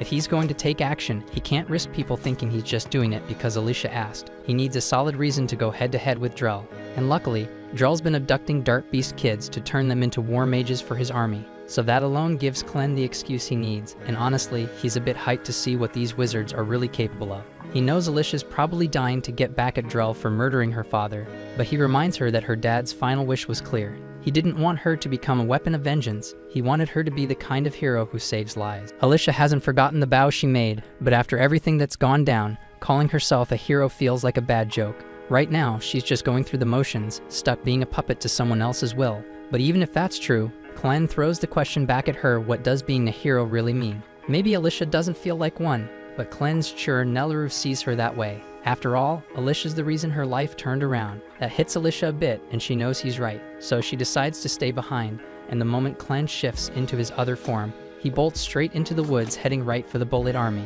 At the same time, the Bolate forces just smash their way past the second fortress on their march toward Haydn. Rhodey's seriously freaking out cause if they're not stopped soon, they'll be a hit-or-rat in no time. He rushes along the cliffside with Mikkel pointing out a narrow river up ahead, if they're gonna block the army or at least slow them down, because this spot is their best shot. Back in the city, Alicia brings Nelleru and Luna along as they walk through the streets. Then they suddenly hear someone getting the absolute crap beat out of them nearby. Alicia's first reaction is concern, but once she spots the guy, she relaxes. It's just some unlucky bandit who somehow survived their last fight with her. Not exactly someone worth saving. The townspeople already know all about what the bandits have done, and when they realize this guy's one of them, there's zero chance they're letting him walk free. Nelleru is still a little shaken, mostly cause this guy used to harass her constantly. Alicia tries to comfort her, saying he won't even recognize her now that she's changed a lot. Unfortunately, the guy does recognize Alicia, and the second he sees her, he tries to shift the crowd's attention by yelling that she's the one who unleashed the giant sea monster in the old mineshaft. A few heads turn to see what he's shouting about, but Alicia's already slipped away by then. Even if someone had seen her, it wouldn't change the fact that this dude's a bandit and no one's buying his crap. In the end, all the bandits found in the area end up hanging, and the locals are still feeling pretty uneasy about everything going on lately. First it was Clevatess attacking, then came the Bolate invasion, and now some ancient underwater octopus freak. At this point, people are joking that next it'll be mutant hornets or ice-breathing worms. But no matter what madness shows up next, one thing's clear. They've made up their minds to stand strong and protect their town from whatever comes. At the same time, Alicia and Nelleru are trying to find somewhere to stay, but things aren't exactly easy since the whole town's basically on lockdown. But then they find an inn, but right before they step into it, Alicia asks Nelleru not to call her a hero because she's trying to keep a low profile for now. The second Alicia pushes open the door, she's greeted by two bulky guys flanking the entrance, and they don't waste a second accusing her of being one of the bandits. Alicia freezes for a second, not sure how to handle it, but then their mom steps in and tells them to stop messing with the guest. Phil tries to justify it by pointing out that Alicia has an eye patch and a sword, which makes her look sketchy. Still, with how crazy things have been lately, walking around armed isn't exactly unusual. What is weird though is someone walking around with a baby from Haydn, so Carrie turns to Alicia and asks what's up with that. Alicia quickly says that she and Nelleru are guards assigned to a high-profile figure, and right now, their job is to protect the baby no matter what. That sounds good enough for Carrie, and she can tell there's more to the story, but she's not about to get involved in her guest's personal business. She just asks what they need, and Alicia replies that they're looking for a room for two, preferably something cozy enough for a baby. Carrie lets her know it's 2 silver coins per night, so Alicia pays for 2 nights up front, and Carrie points them to the first room on the left. She then tells her sons to help carry the guests' things, so Pete walks over to Nelleru and offers to carry the bags for her. Nelleru tells him she can handle it just fine, but Pete insists, so she hands over the luggage, and the moment he grabs it, he immediately regrets it because his bags are way heavier than he expected. Still, Pete and Phil manage to drag everything upstairs, and once they get inside, Alicia looks satisfied with the room. Carrie says if they need anything, they can come find her downstairs, then heads off. After she leaves, Nelleru suggests they put Luna down so he can get some rest. But what they don't realize is that one of Maynard's spy bugs has locked onto Luna's location. And now that he knows exactly where the Haedanite prince is hiding, he's unleashing his entire swarm to track him down. Later on, Alicia stands by the window, her mind drifting, wondering if Clen has made it to the front lines yet. But before she gets lost in thought, Nelleru calls her over to check out Luna's very first baby tooth because it looks so adorable. Just then, Kara knocks on the door to let Alicia and Nelleru know their food is prepared. But once she notices Luna's still asleep, she tells Alicia to come down and grab it herself so she can bring it back upstairs. Alicia follows her down, and Carrie points to the meal laid out at the far end of the table. Alicia heads over to pick it up, but on her way, she catches bits of conversation from the people sitting around the bar. They're blaming everything on the heroes. If those so-called saviors hadn't gone and picked a fight with one of the beast lords, Clevatess never would have flattened Haydn, and the Bolides probably wouldn't have kicked off this whole war. Right now, folks see the heroes as a curse more than anything else, and honestly, they've got every reason to be pissed. Instead of saving anyone, those heroes just made things worse. Alicia's just about to head back upstairs when she suddenly picks up on something. There's a dark beast nearby, and before she can act, something crashes through the window. It hits the floor right beside Pete, and at first glance, he thinks it's just some ball. He reaches for it, but Alicia shouts at him not to touch it. But it's too late, and the thing swells in size and slams Pete up into the ceiling, revealing itself as a massive centipede. Right then, Maynard steps into the inn. He tells everyone this isn't just some random bug. It's a creature straight out of the dark beast forest, the kind that ranks up there with serious dark beasts in terms of strength. One guy doesn't even wait for Maynard to finish talking. He didn't come here to deal with monsters, so he dives straight out the window to make a run for it. Normally, that would have been the smart move ever, but Maynard already had a whole swarm of creatures lying in wait outside, and the poor guy gets eaten before he even hits the ground. This was all part of Maynard's setup. He made sure no one could leave the town until he completes what he came for. And just to make things crystal clear, he introduces himself as the top mage under General Drell's command. People inside are freaking out because no one expected Drell's forces to make a move on their village. But Maynard clears that up real quick. He's not here to take over anything. His only task is to confirm whether the Haedanite baby in this town has royal blood. Alicia knows this is about to go downhill fast because if Maynard already knows about Luna, she has to get him out of here now. But before she can make a move, she hears Nelleru scream from upstairs. Turns out Maynard's already sent someone up in the room, and it's his subordinate, a telekinetic spellcaster named Nay Chifonlitz, and she's got Nelleru pinned against the wall using the bed frame like a weapon. Nelleru can't figure out how Nay managed to get in through a second-floor window, so Nay calmly explains she climbed up using her axe. Her ability lets her push and pull anything made of iron, so she gripped the axe's haft, and with practiced precision, hurled it upward to haul herself along. She doesn't fully understand the finer mechanics, but she's heard of a massive, eerie, shadow-black turtle monster with an iron shell that any metal weapon striking it will stick there permanently. With her skill now explained, Nay returns to the matter at hand, pulling a pill from her pouch and stepping toward the baby. Nelleru then asks what the hell she's doing, and Nay, almost matter-of-fact, says she's only giving Luna a dose that will evaluate his magic potential. If the baby can channel magic, then his eyes will shift color and he'll be perfectly fine. But if he can't, he will cough up blood and die. After learning Luna could die, Nelleru screams and begs Nay to stop, and when Alicia hears Nelleru's cries, she dashes toward the room to help, but before she could reach it, Maynard commands his centipede to smash her into the wall.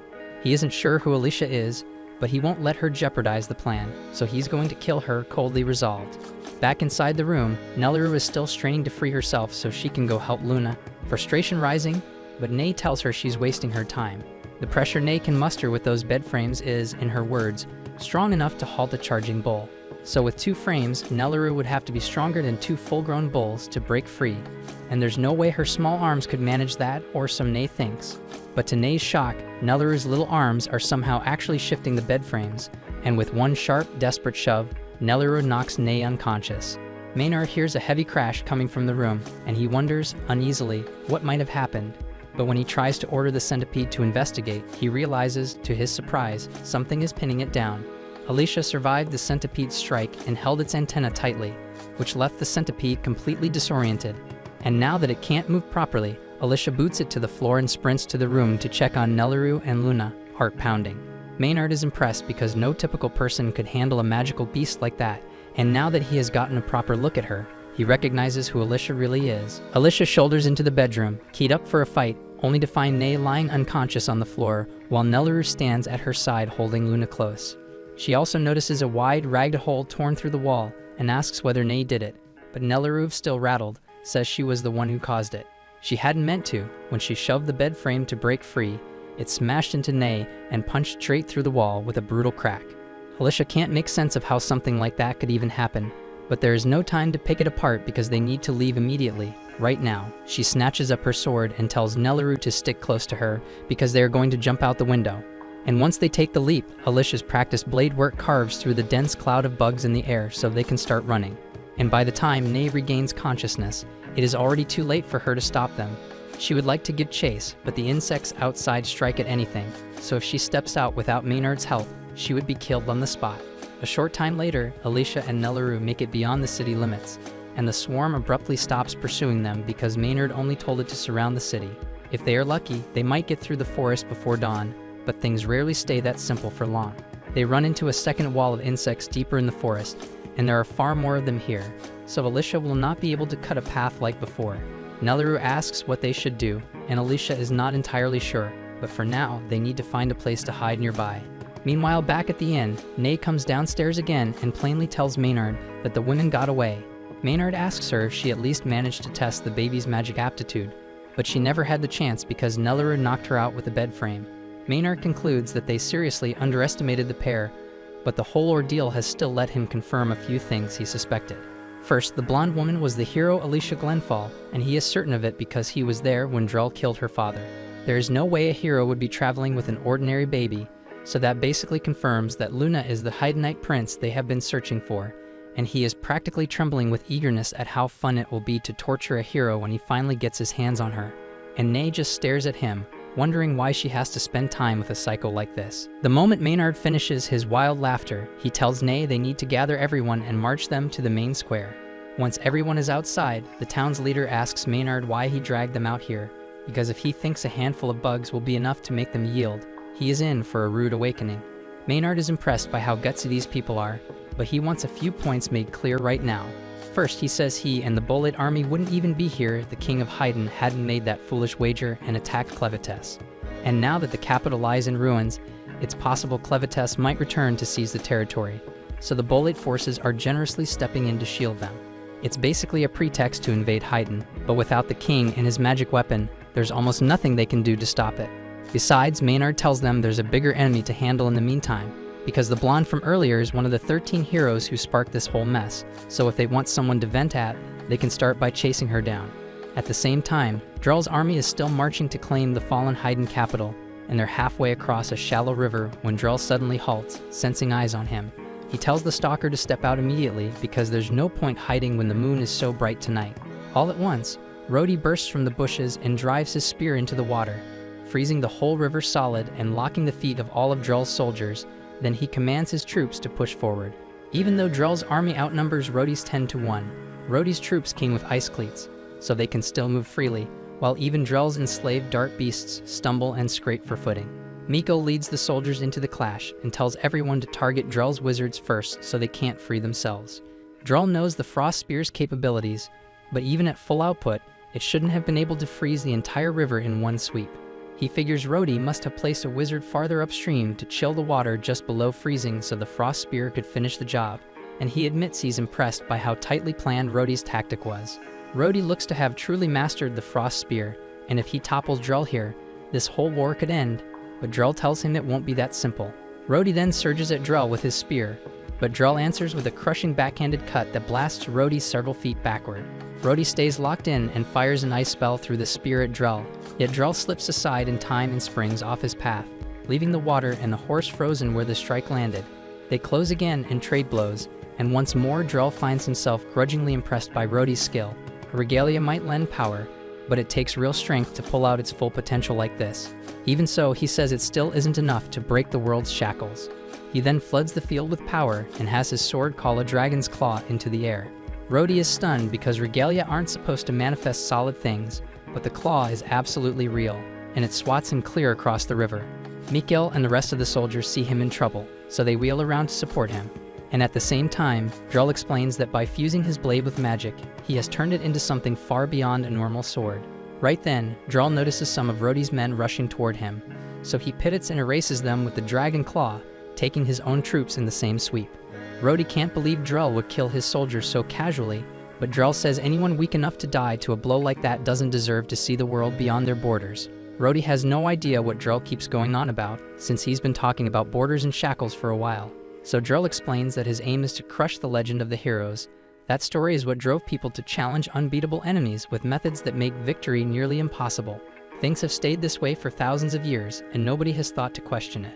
So the pattern never changed, but he says it ends here. Drell then tells Rhodey he isn't going to kill him because he was a worthy opponent, and by now he should understand there's no way he can win this fight. Rhodey tries to rise, but there's no strength left in his body, so he's forced to watch while Drell pushes on with his conquest. But a heartbeat later, Clevatess drops onto the battlefield, and everyone looks up in pure terror when they realize the Southern Lord of the Dark Beasts has arrived. Clevatess notices that Drell is unmistakably the one commanding the field, so he says he has a question to put to him right now.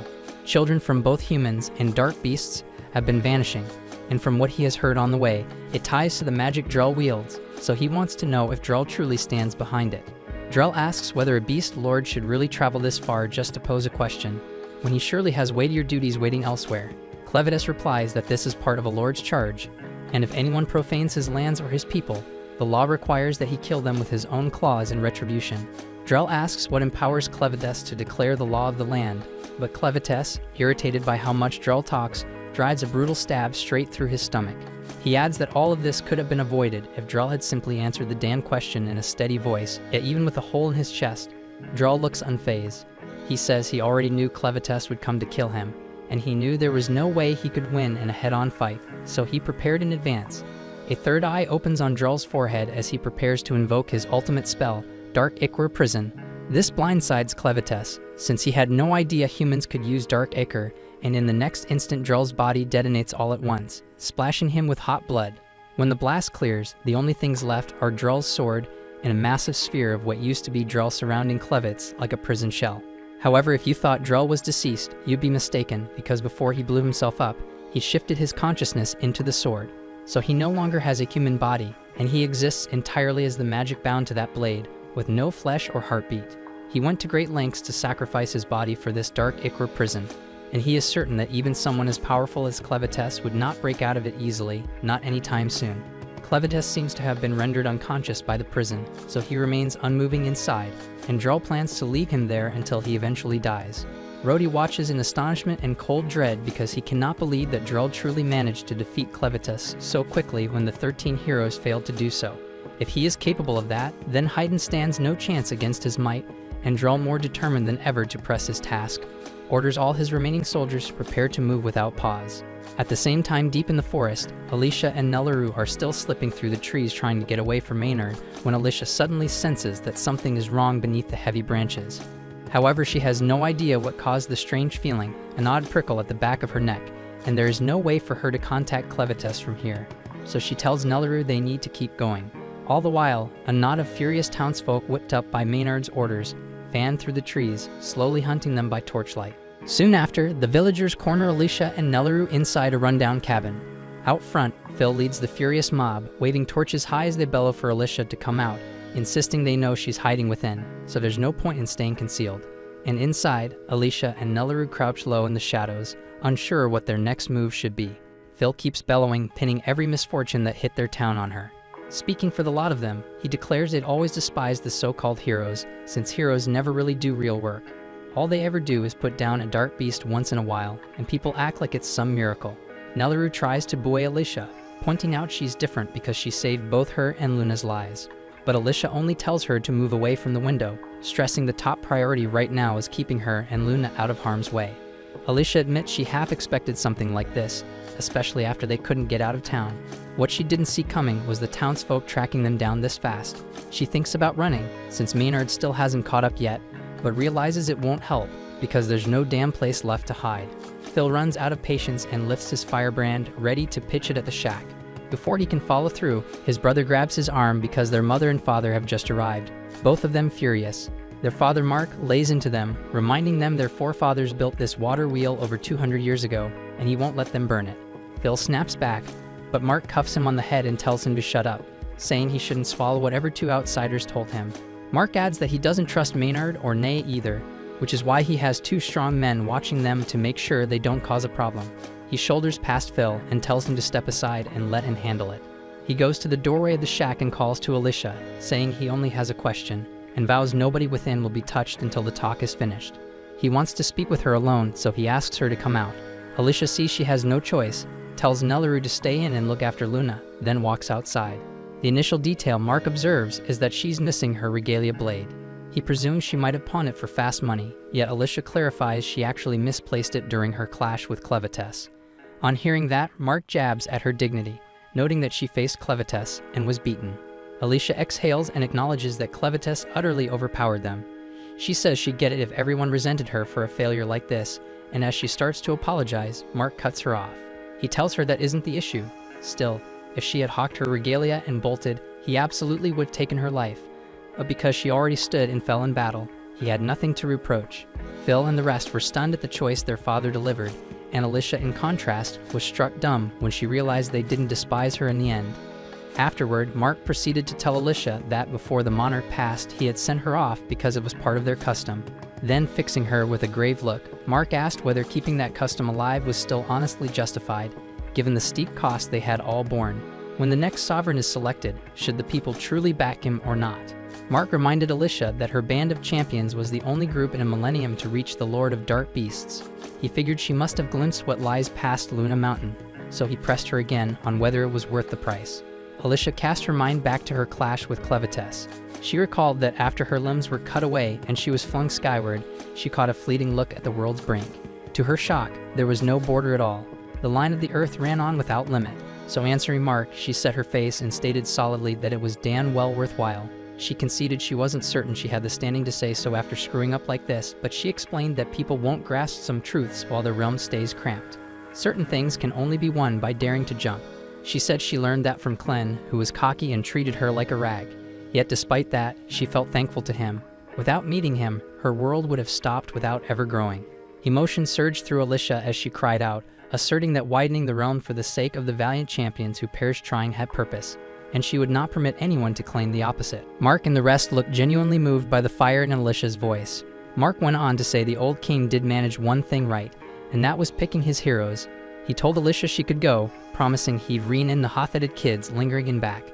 While turning to leave, he added that their next ruler needed to stay alive to give everything he had. Even so, Alicia froze at that remark, wondering whether Mark had figured out Luna's bloodline. He then split the townsfolk into two teams, saying one side would face the insect wall while he and the rest took on the troops. But before he could take another step, a colossal bug creature bars his path and drives its barred tail straight into his chest, and at the controls was Maynard, grinning like a snake, and he jeers that this is the price for letting Alicia walk without his say-so. Watching that, Alicia yanked out her blade and rushed Maynard and spitting that he was a bastard.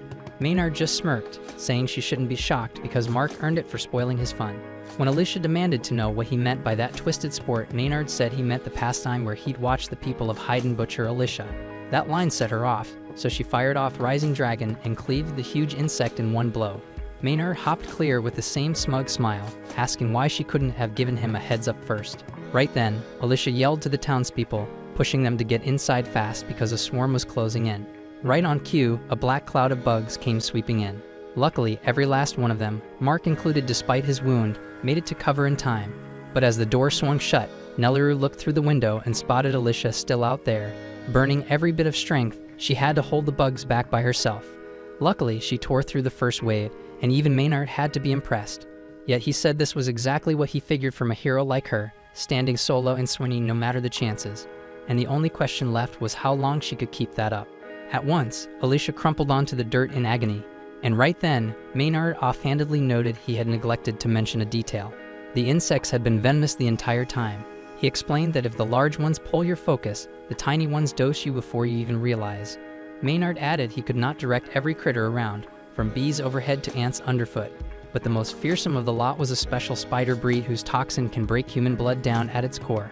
Alicia abruptly sensed a crawl along her nape, but before she could smack it with her palm, the arachnid sank its fangs into her. Maynard said its venom was so damn potent it could liquefy small life from the inside out. As Alicia fought for breath, Maynard started laying out the reason he despised heroes so much. Ironically, he confessed he once adored them, yet as a kid he learned these supposed heroes never showed when he truly needed them. And when he lost everything, the neighbor next door helped more than any so-called champion. That was when he decided heroes were just people wrapped in sweet-sounding labels. In his eyes, they could not shield anyone, and he jeered that the only ones able to guard anything were himself and General Drell. After that, Maynard unleashed another surge of insects at Alicia.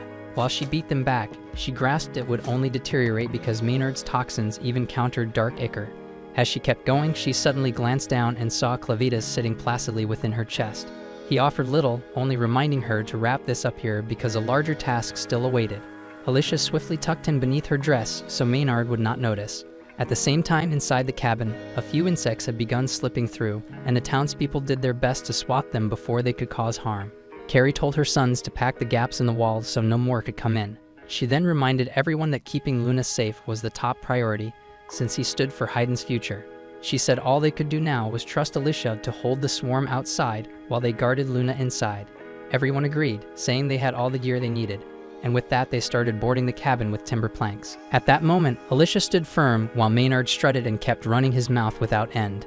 Suddenly, a huge scorpion erupted from the soil and whipped its lethal barb at her, hitting Alicia and hurling her into the river close by. As she thrashed in the current, Clevatess slipped out of her chest and asked whether the toxin was what made her sluggish.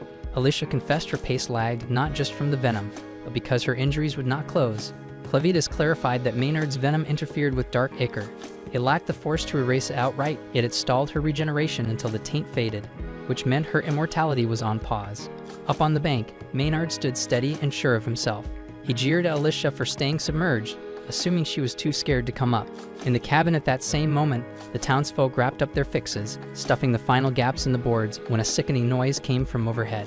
With a sodden smack, an enormous larva fell out of the ceiling, making everyone gag just looking at it. Someone darted to the window and spotted more huge larvae crawling all over the grounds. They were gnawing straight through the shack's siding, and it was not only the shack. Swarms without number were already eating the surrounding forest clean.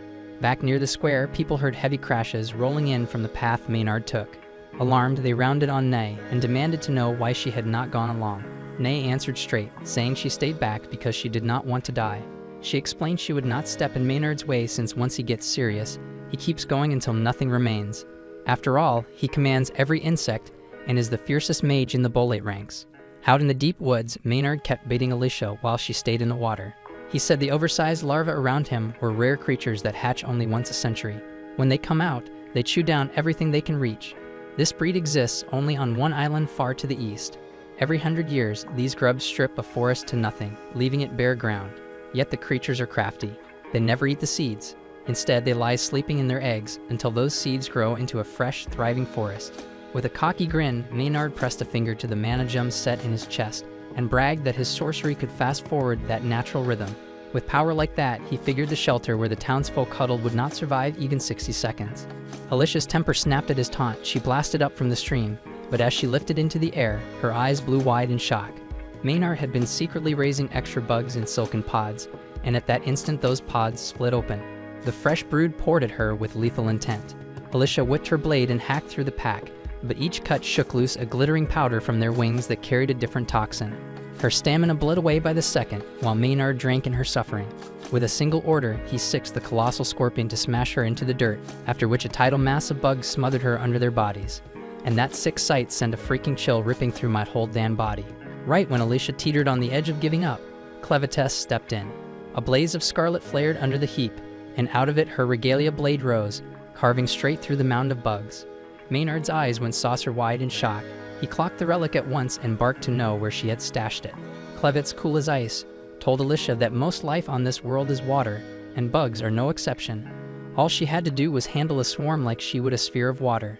The regalia he gave her carried the edge to slice them clean, and with that he pushed her to finish the fight for good. Alicia pushed to her feet, the blade humming with force. A savage gust tore across the field as she triggered her ultimate stream splitter. With a single quick arc, she erased the whole swarm in one hit. Watching from afar, Nia gaped as every creature under Maynard vanished. Alicia leveled the weapon at Maynard and ordered him to yield. But she knew he would not give in, so she simply laid him out cold. Drained, Alicia finally crumpled. Nellie rushed in to catch her, but to her shock, Clen was already there, holding Alicia in his arms. Clen looked at them with a hard face and said the situation had shifted, which was why he had come to call them back. Alicia, still woozy, managed to ask if Clen had beaten Drell. Clen answered that he had not, because Drell was not alone. He had another Lord of Dark Beasts helping him. Meanwhile, amidst the shattered remains of the Kingdom of Haydn, evacuation efforts are in full swing. Nearly 80% of the surviving population has already been relocated to underground shelters. Despite this, Queen Tala refuses to leave, not until she finds her son. One of her top advisors attempts to persuade her, gently reminding her that she's now the only remaining figure capable of leading what little remains of their kingdom. But Tala is unwavering and declares that she could never forgive herself if she abandoned her child, no matter how dire the situation. The elder empathizes with her pain, but questions how she can be so confident that her son is even alive, especially when there hasn't been a single sign of him since the kingdom fell. Tala clarifies that she knows he survived because the Forge of Haydn is still glowing with its usual intense red light. Normally, after the king's death, the forge would go dormant until another rightful wielder appears. But its continued glow means someone of royal lineage is still alive, and the only other living heir is her son. That's why she insists their top priority must be locating him and protecting him until he's old enough to inherit the forge. If they can manage that, then Haydn still has a future. The path forward is clear, but Tala can't help but feel bitter because this entire ordeal might have been avoided if she'd been able to flee with her son like she originally intended. The elder asks her to clarify what she means, and Tala reveals that before Clevatess launched his assault, she had a vision foretelling the devastation. She had sensed that the heroes would be no match for the dark beasts, and that Clevatess would destroy the capital in revenge. But she couldn't predict the exact timing, and because of that, her window to escape closed before she could act. Right then, Tala's personal courier, Fabio, returns and announces that he brings urgent news. He reports that Drell's army, 50,000 strong, recently clashed with the forces of Estlin near the Murel River. The Estlin warriors fought with incredible courage, but they ultimately stood no chance against Drell's devastating magic. But just as the battle concluded, Clevatess suddenly appeared out of thin air and wiped out nearly half of Drell's troops in an instant. But what happened next was even more shocking because within moments, Drell conjured a bizarre glowing red orb that somehow managed to imprison Clevatess inside. This new information leaves Tala deeply unsettled because the idea that someone could overpower a dark beast lord was terrifying in itself. But now Drell and the remnants of his force, roughly 20,000 soldiers, were marching straight toward them, and no one had a clue how to respond. Tala refuses to accept this outcome because it contradicts every principle their ancient traditions are built on, and according to those beliefs, only true heroes are worthy of even standing against the Lord of the Dark Beasts. But Fabio counters, pointing out that Drell was once a hero himself, and more importantly, he still carries his regalia, so by the letter of prophecy, he qualifies. Still, Tala rejects the idea outright. In her eyes, a man like Drell, who would lead troops to invade a foreign land, could never be the chosen hero foretold in legend. So she declares that she'll confront him directly and destroy his regalia, claiming he's unworthy of wielding such a sacred artifact. Fabio hesitantly asks if destroying a regalia is even possible, but Tala explains that with the sacred hammer of Haydn in her hands, it is. The hammer is the only known weapon capable of crafting or shattering a regalia. The elder tries to talk her down, reminding her that the hammer is only to be wielded by Haydn's rightful king. But with the throne currently empty and her son too young to take it, Tala announces that she will act as ruler in his place, and as such, she has every right to use the hammer. No one can refute her claim, so the others assist her in putting on her battle armor while Fabio runs off to retrieve the weapon. She thanks him once he returns, then lifts the hammer from its sacred case. Now armed with its legendary power, she prepares to face Drell and his forces head-on. Meanwhile, back in the village, Pete pulls Nay over to where Alicia is waiting, just as she asked him to. He's still buzzing with excitement from watching her demolish a swarm of insects with a single swing, so he eagerly declares that from this point on, he'll be her personal assistant for as long as she sticks around. Alicia is taken aback by how kind he's being, but since he offered, she asks if he could also bring Nelliru to her. Pete bolts off immediately to fulfill the request, and Clen smirked, congratulating her on gaining her very first lackey. Alicia groans and tells him to knock it off because she never asked for a servant, and what she really wants right now is a fresh outfit, because she's currently soaked head to toe in bug guts. At that moment, Nay finally speaks up, asking why she was even brought here. Her knees are sore, and she just wants to go home already. Alicia finds it a bit odd that Pete managed to drag Nay here so effortlessly, especially considering what Nelliru had said about Nay's ability to manipulate magnetism. But then again, Pete didn't come at her with anything metallic, so there was nothing for her to control. Against that kind of brute strength, she really didn't stand a chance. Either way, Alicia says she has a few things she wants to ask and tells Nay to spill everything she knows about Drell and how he's connected to the Dark Beast Lords. Nay looks genuinely lost and says she has no clue what the hell Alicia is talking about. So Alicia rephrases the question and asks whether Nay has ever seen Drell's Dark Ichor, and she explains it's basically a type of blood that moves independently on its own. Ney looks disgusted and says she's never come across anything like that, and honestly, it sounds revolting. Alicia can tell she's not faking her reaction, but Clen is certain that what they saw from Drell was dark ichor, and only dark beast lords are capable of producing that substance. On his own, Drell wouldn't be a major concern, but if one of the lords is backing him, then that changes everything, and they need to figure out what's really going on. With Clevatess standing right here, the only other lords who could be aiding Drell are Zathir in the west, Rathwell in the east, and Vorden up north. And if one of them is bold enough to challenge Clevatess by lending support to Drell, then they're going to suffer the consequences. Speaking of Drell, Alicia turns to Clen and asks if it was really okay for him to leave his main body behind and show up in the smaller form. Clen replies that what they're seeing isn't his true form. In fact, it's better if Drell's allies assume Clevatess is still trapped because it'll give him a strategic edge when the time comes to strike. Meanwhile, Ney has been trying to cut in for a while and finally raises her voice again, asking if they're done yet, because she'd really like to leave. While she might not have any magnetic power to use without metal, she does still have her gauntlets. They're useless while they're in direct contact with her skin, but her arms are slim enough that with a bit of effort, she manages to wriggle one hand free. She flings the gauntlets upward, then loops her handbag around them to trigger her flight ability. And before Clen or Alicia can even react, she's already floating off into the sky, leaving the two of them just standing there, watching in disbelief. While soaring through the skies, Ney spots Nelliru and Luna riding in a wagon headed toward Alicia and Clen. She quickly notices that the wheels are reinforced with metal, giving her an opportunity she can't pass up. She figures Drell will definitely chew her out if she shows up empty-handed, so she swoops down and lands on top of the cart, announcing that she'll be taking the two of them back to Hitterat with her.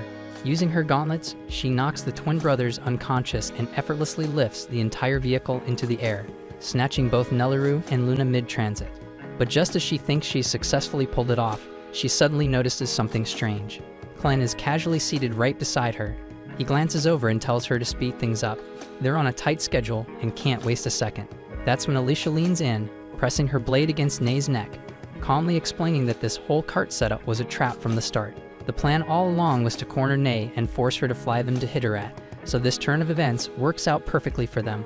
Alicia also points out that her weapon is forged from pure heidened steel, which Ney can't manipulate with her magnetism. Realizing she's cornered, Ney wisely gives in and agrees to transport them without resistance.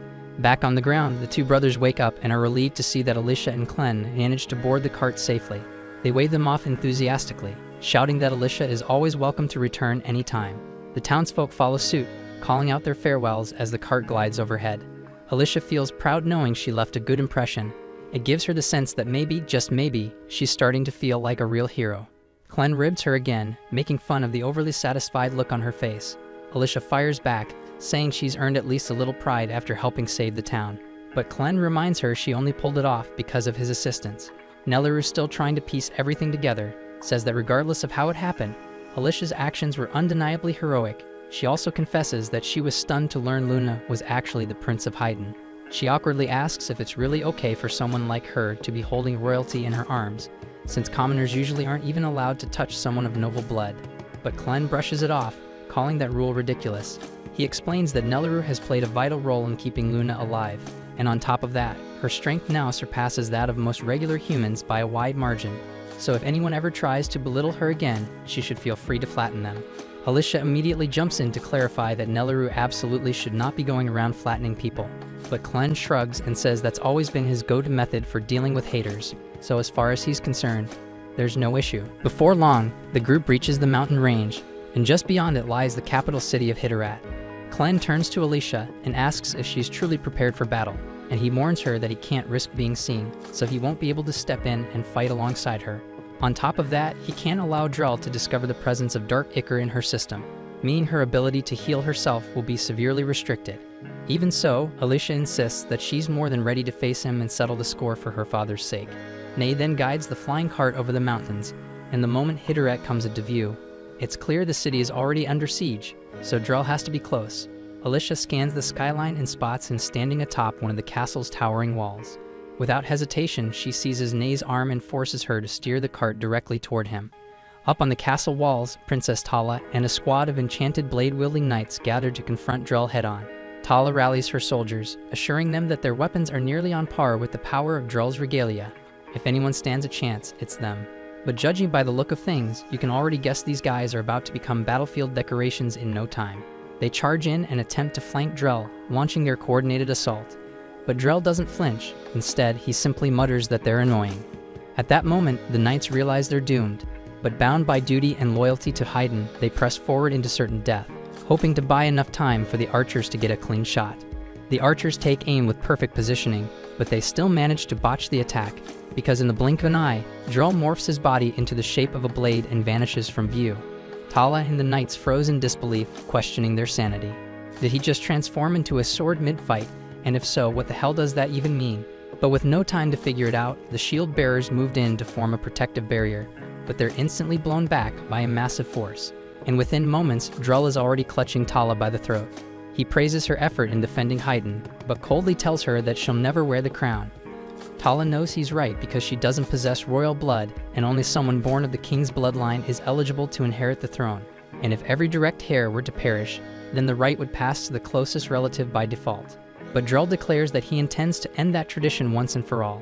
Tala knows there's no guarantee she'll make it out alive, but she's certain that a single blow with the sacred hammer should be enough to destroy Drell's regalia, so all she needs is a brief distraction. Right then, Alicia comes crashing down from the airborne carriage, and Tala has no idea what the hell is going on. Still, she recognizes it as the perfect opening, so she doesn't waste the moment. She lunges forward and swings the hammer straight at Drell's blade. Meanwhile, watching from a distance, Clen and Nelleru observe the chaos unfolding. Nelleru hesitates, asking if Alicia can really take on Drell by herself. But Clen shrugs and says it doesn't really matter whether Alicia wins or loses because her whole job was just to keep Drell occupied. Drell, along with whoever's backing him, is after the Forge of Haydn. That's the real target, and since only someone with royal blood can remove the seal, he brought Luna with him. Clen already knows exactly where the forge is, so he leads Nelleru to one of the fortress walls and explains that the forge lies just beyond it. He could smash through easily himself, but he's trying to avoid drawing attention, so he tells Nelleru to handle the job instead. She pauses, glancing at the massive stone wall, and asks if he's serious because it looks pretty solid. Clen reminds her that when he healed her, he infused her tiny frame with the raw might of a troll, so her strength now surpasses even the fiercest among them. Nelleru takes his word for it and gives the wall a light shove. To her astonishment, the entire slab of stone rockets forward, far more forcefully than she expected, flying clear over the wall and crashing directly on top of the guards, stationed to protect the forge's entrance. She doesn't know why, but she suddenly feels like her kill-death ratio just ticked upward. But Clen tells her she's just imagining things and urges her to move faster because they're short on time. Down near the forge's sealed doorway, Fabio and a handful of soldiers manage to survive Nelleru's accidental strike. But before they can process what just happened, Clen uses his powers to pull him into the shadows. Once at the forge seal, he gently places Luna's hand against it, triggering the mechanism needed to unlock the ancient entrance. Thanks for watching. If you enjoyed the recap and are excited for the next episode, make sure to like, subscribe, and hit that notification bell so you don't miss our daily recaps.